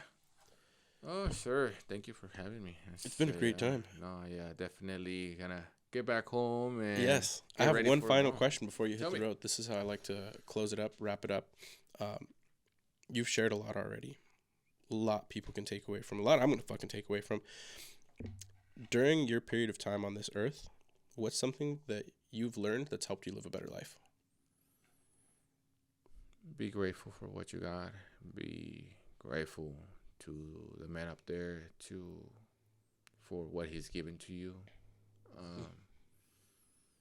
You're not here on your time, on your terms. You're here on his. Make the best out of it. Do not try to. He doesn't owe you anything, you know. He gave you the free will to make whatever decisions you have. Is how are you gonna address yourself to walk on his green earth, you know, on the right path. Once again, I was suicidal.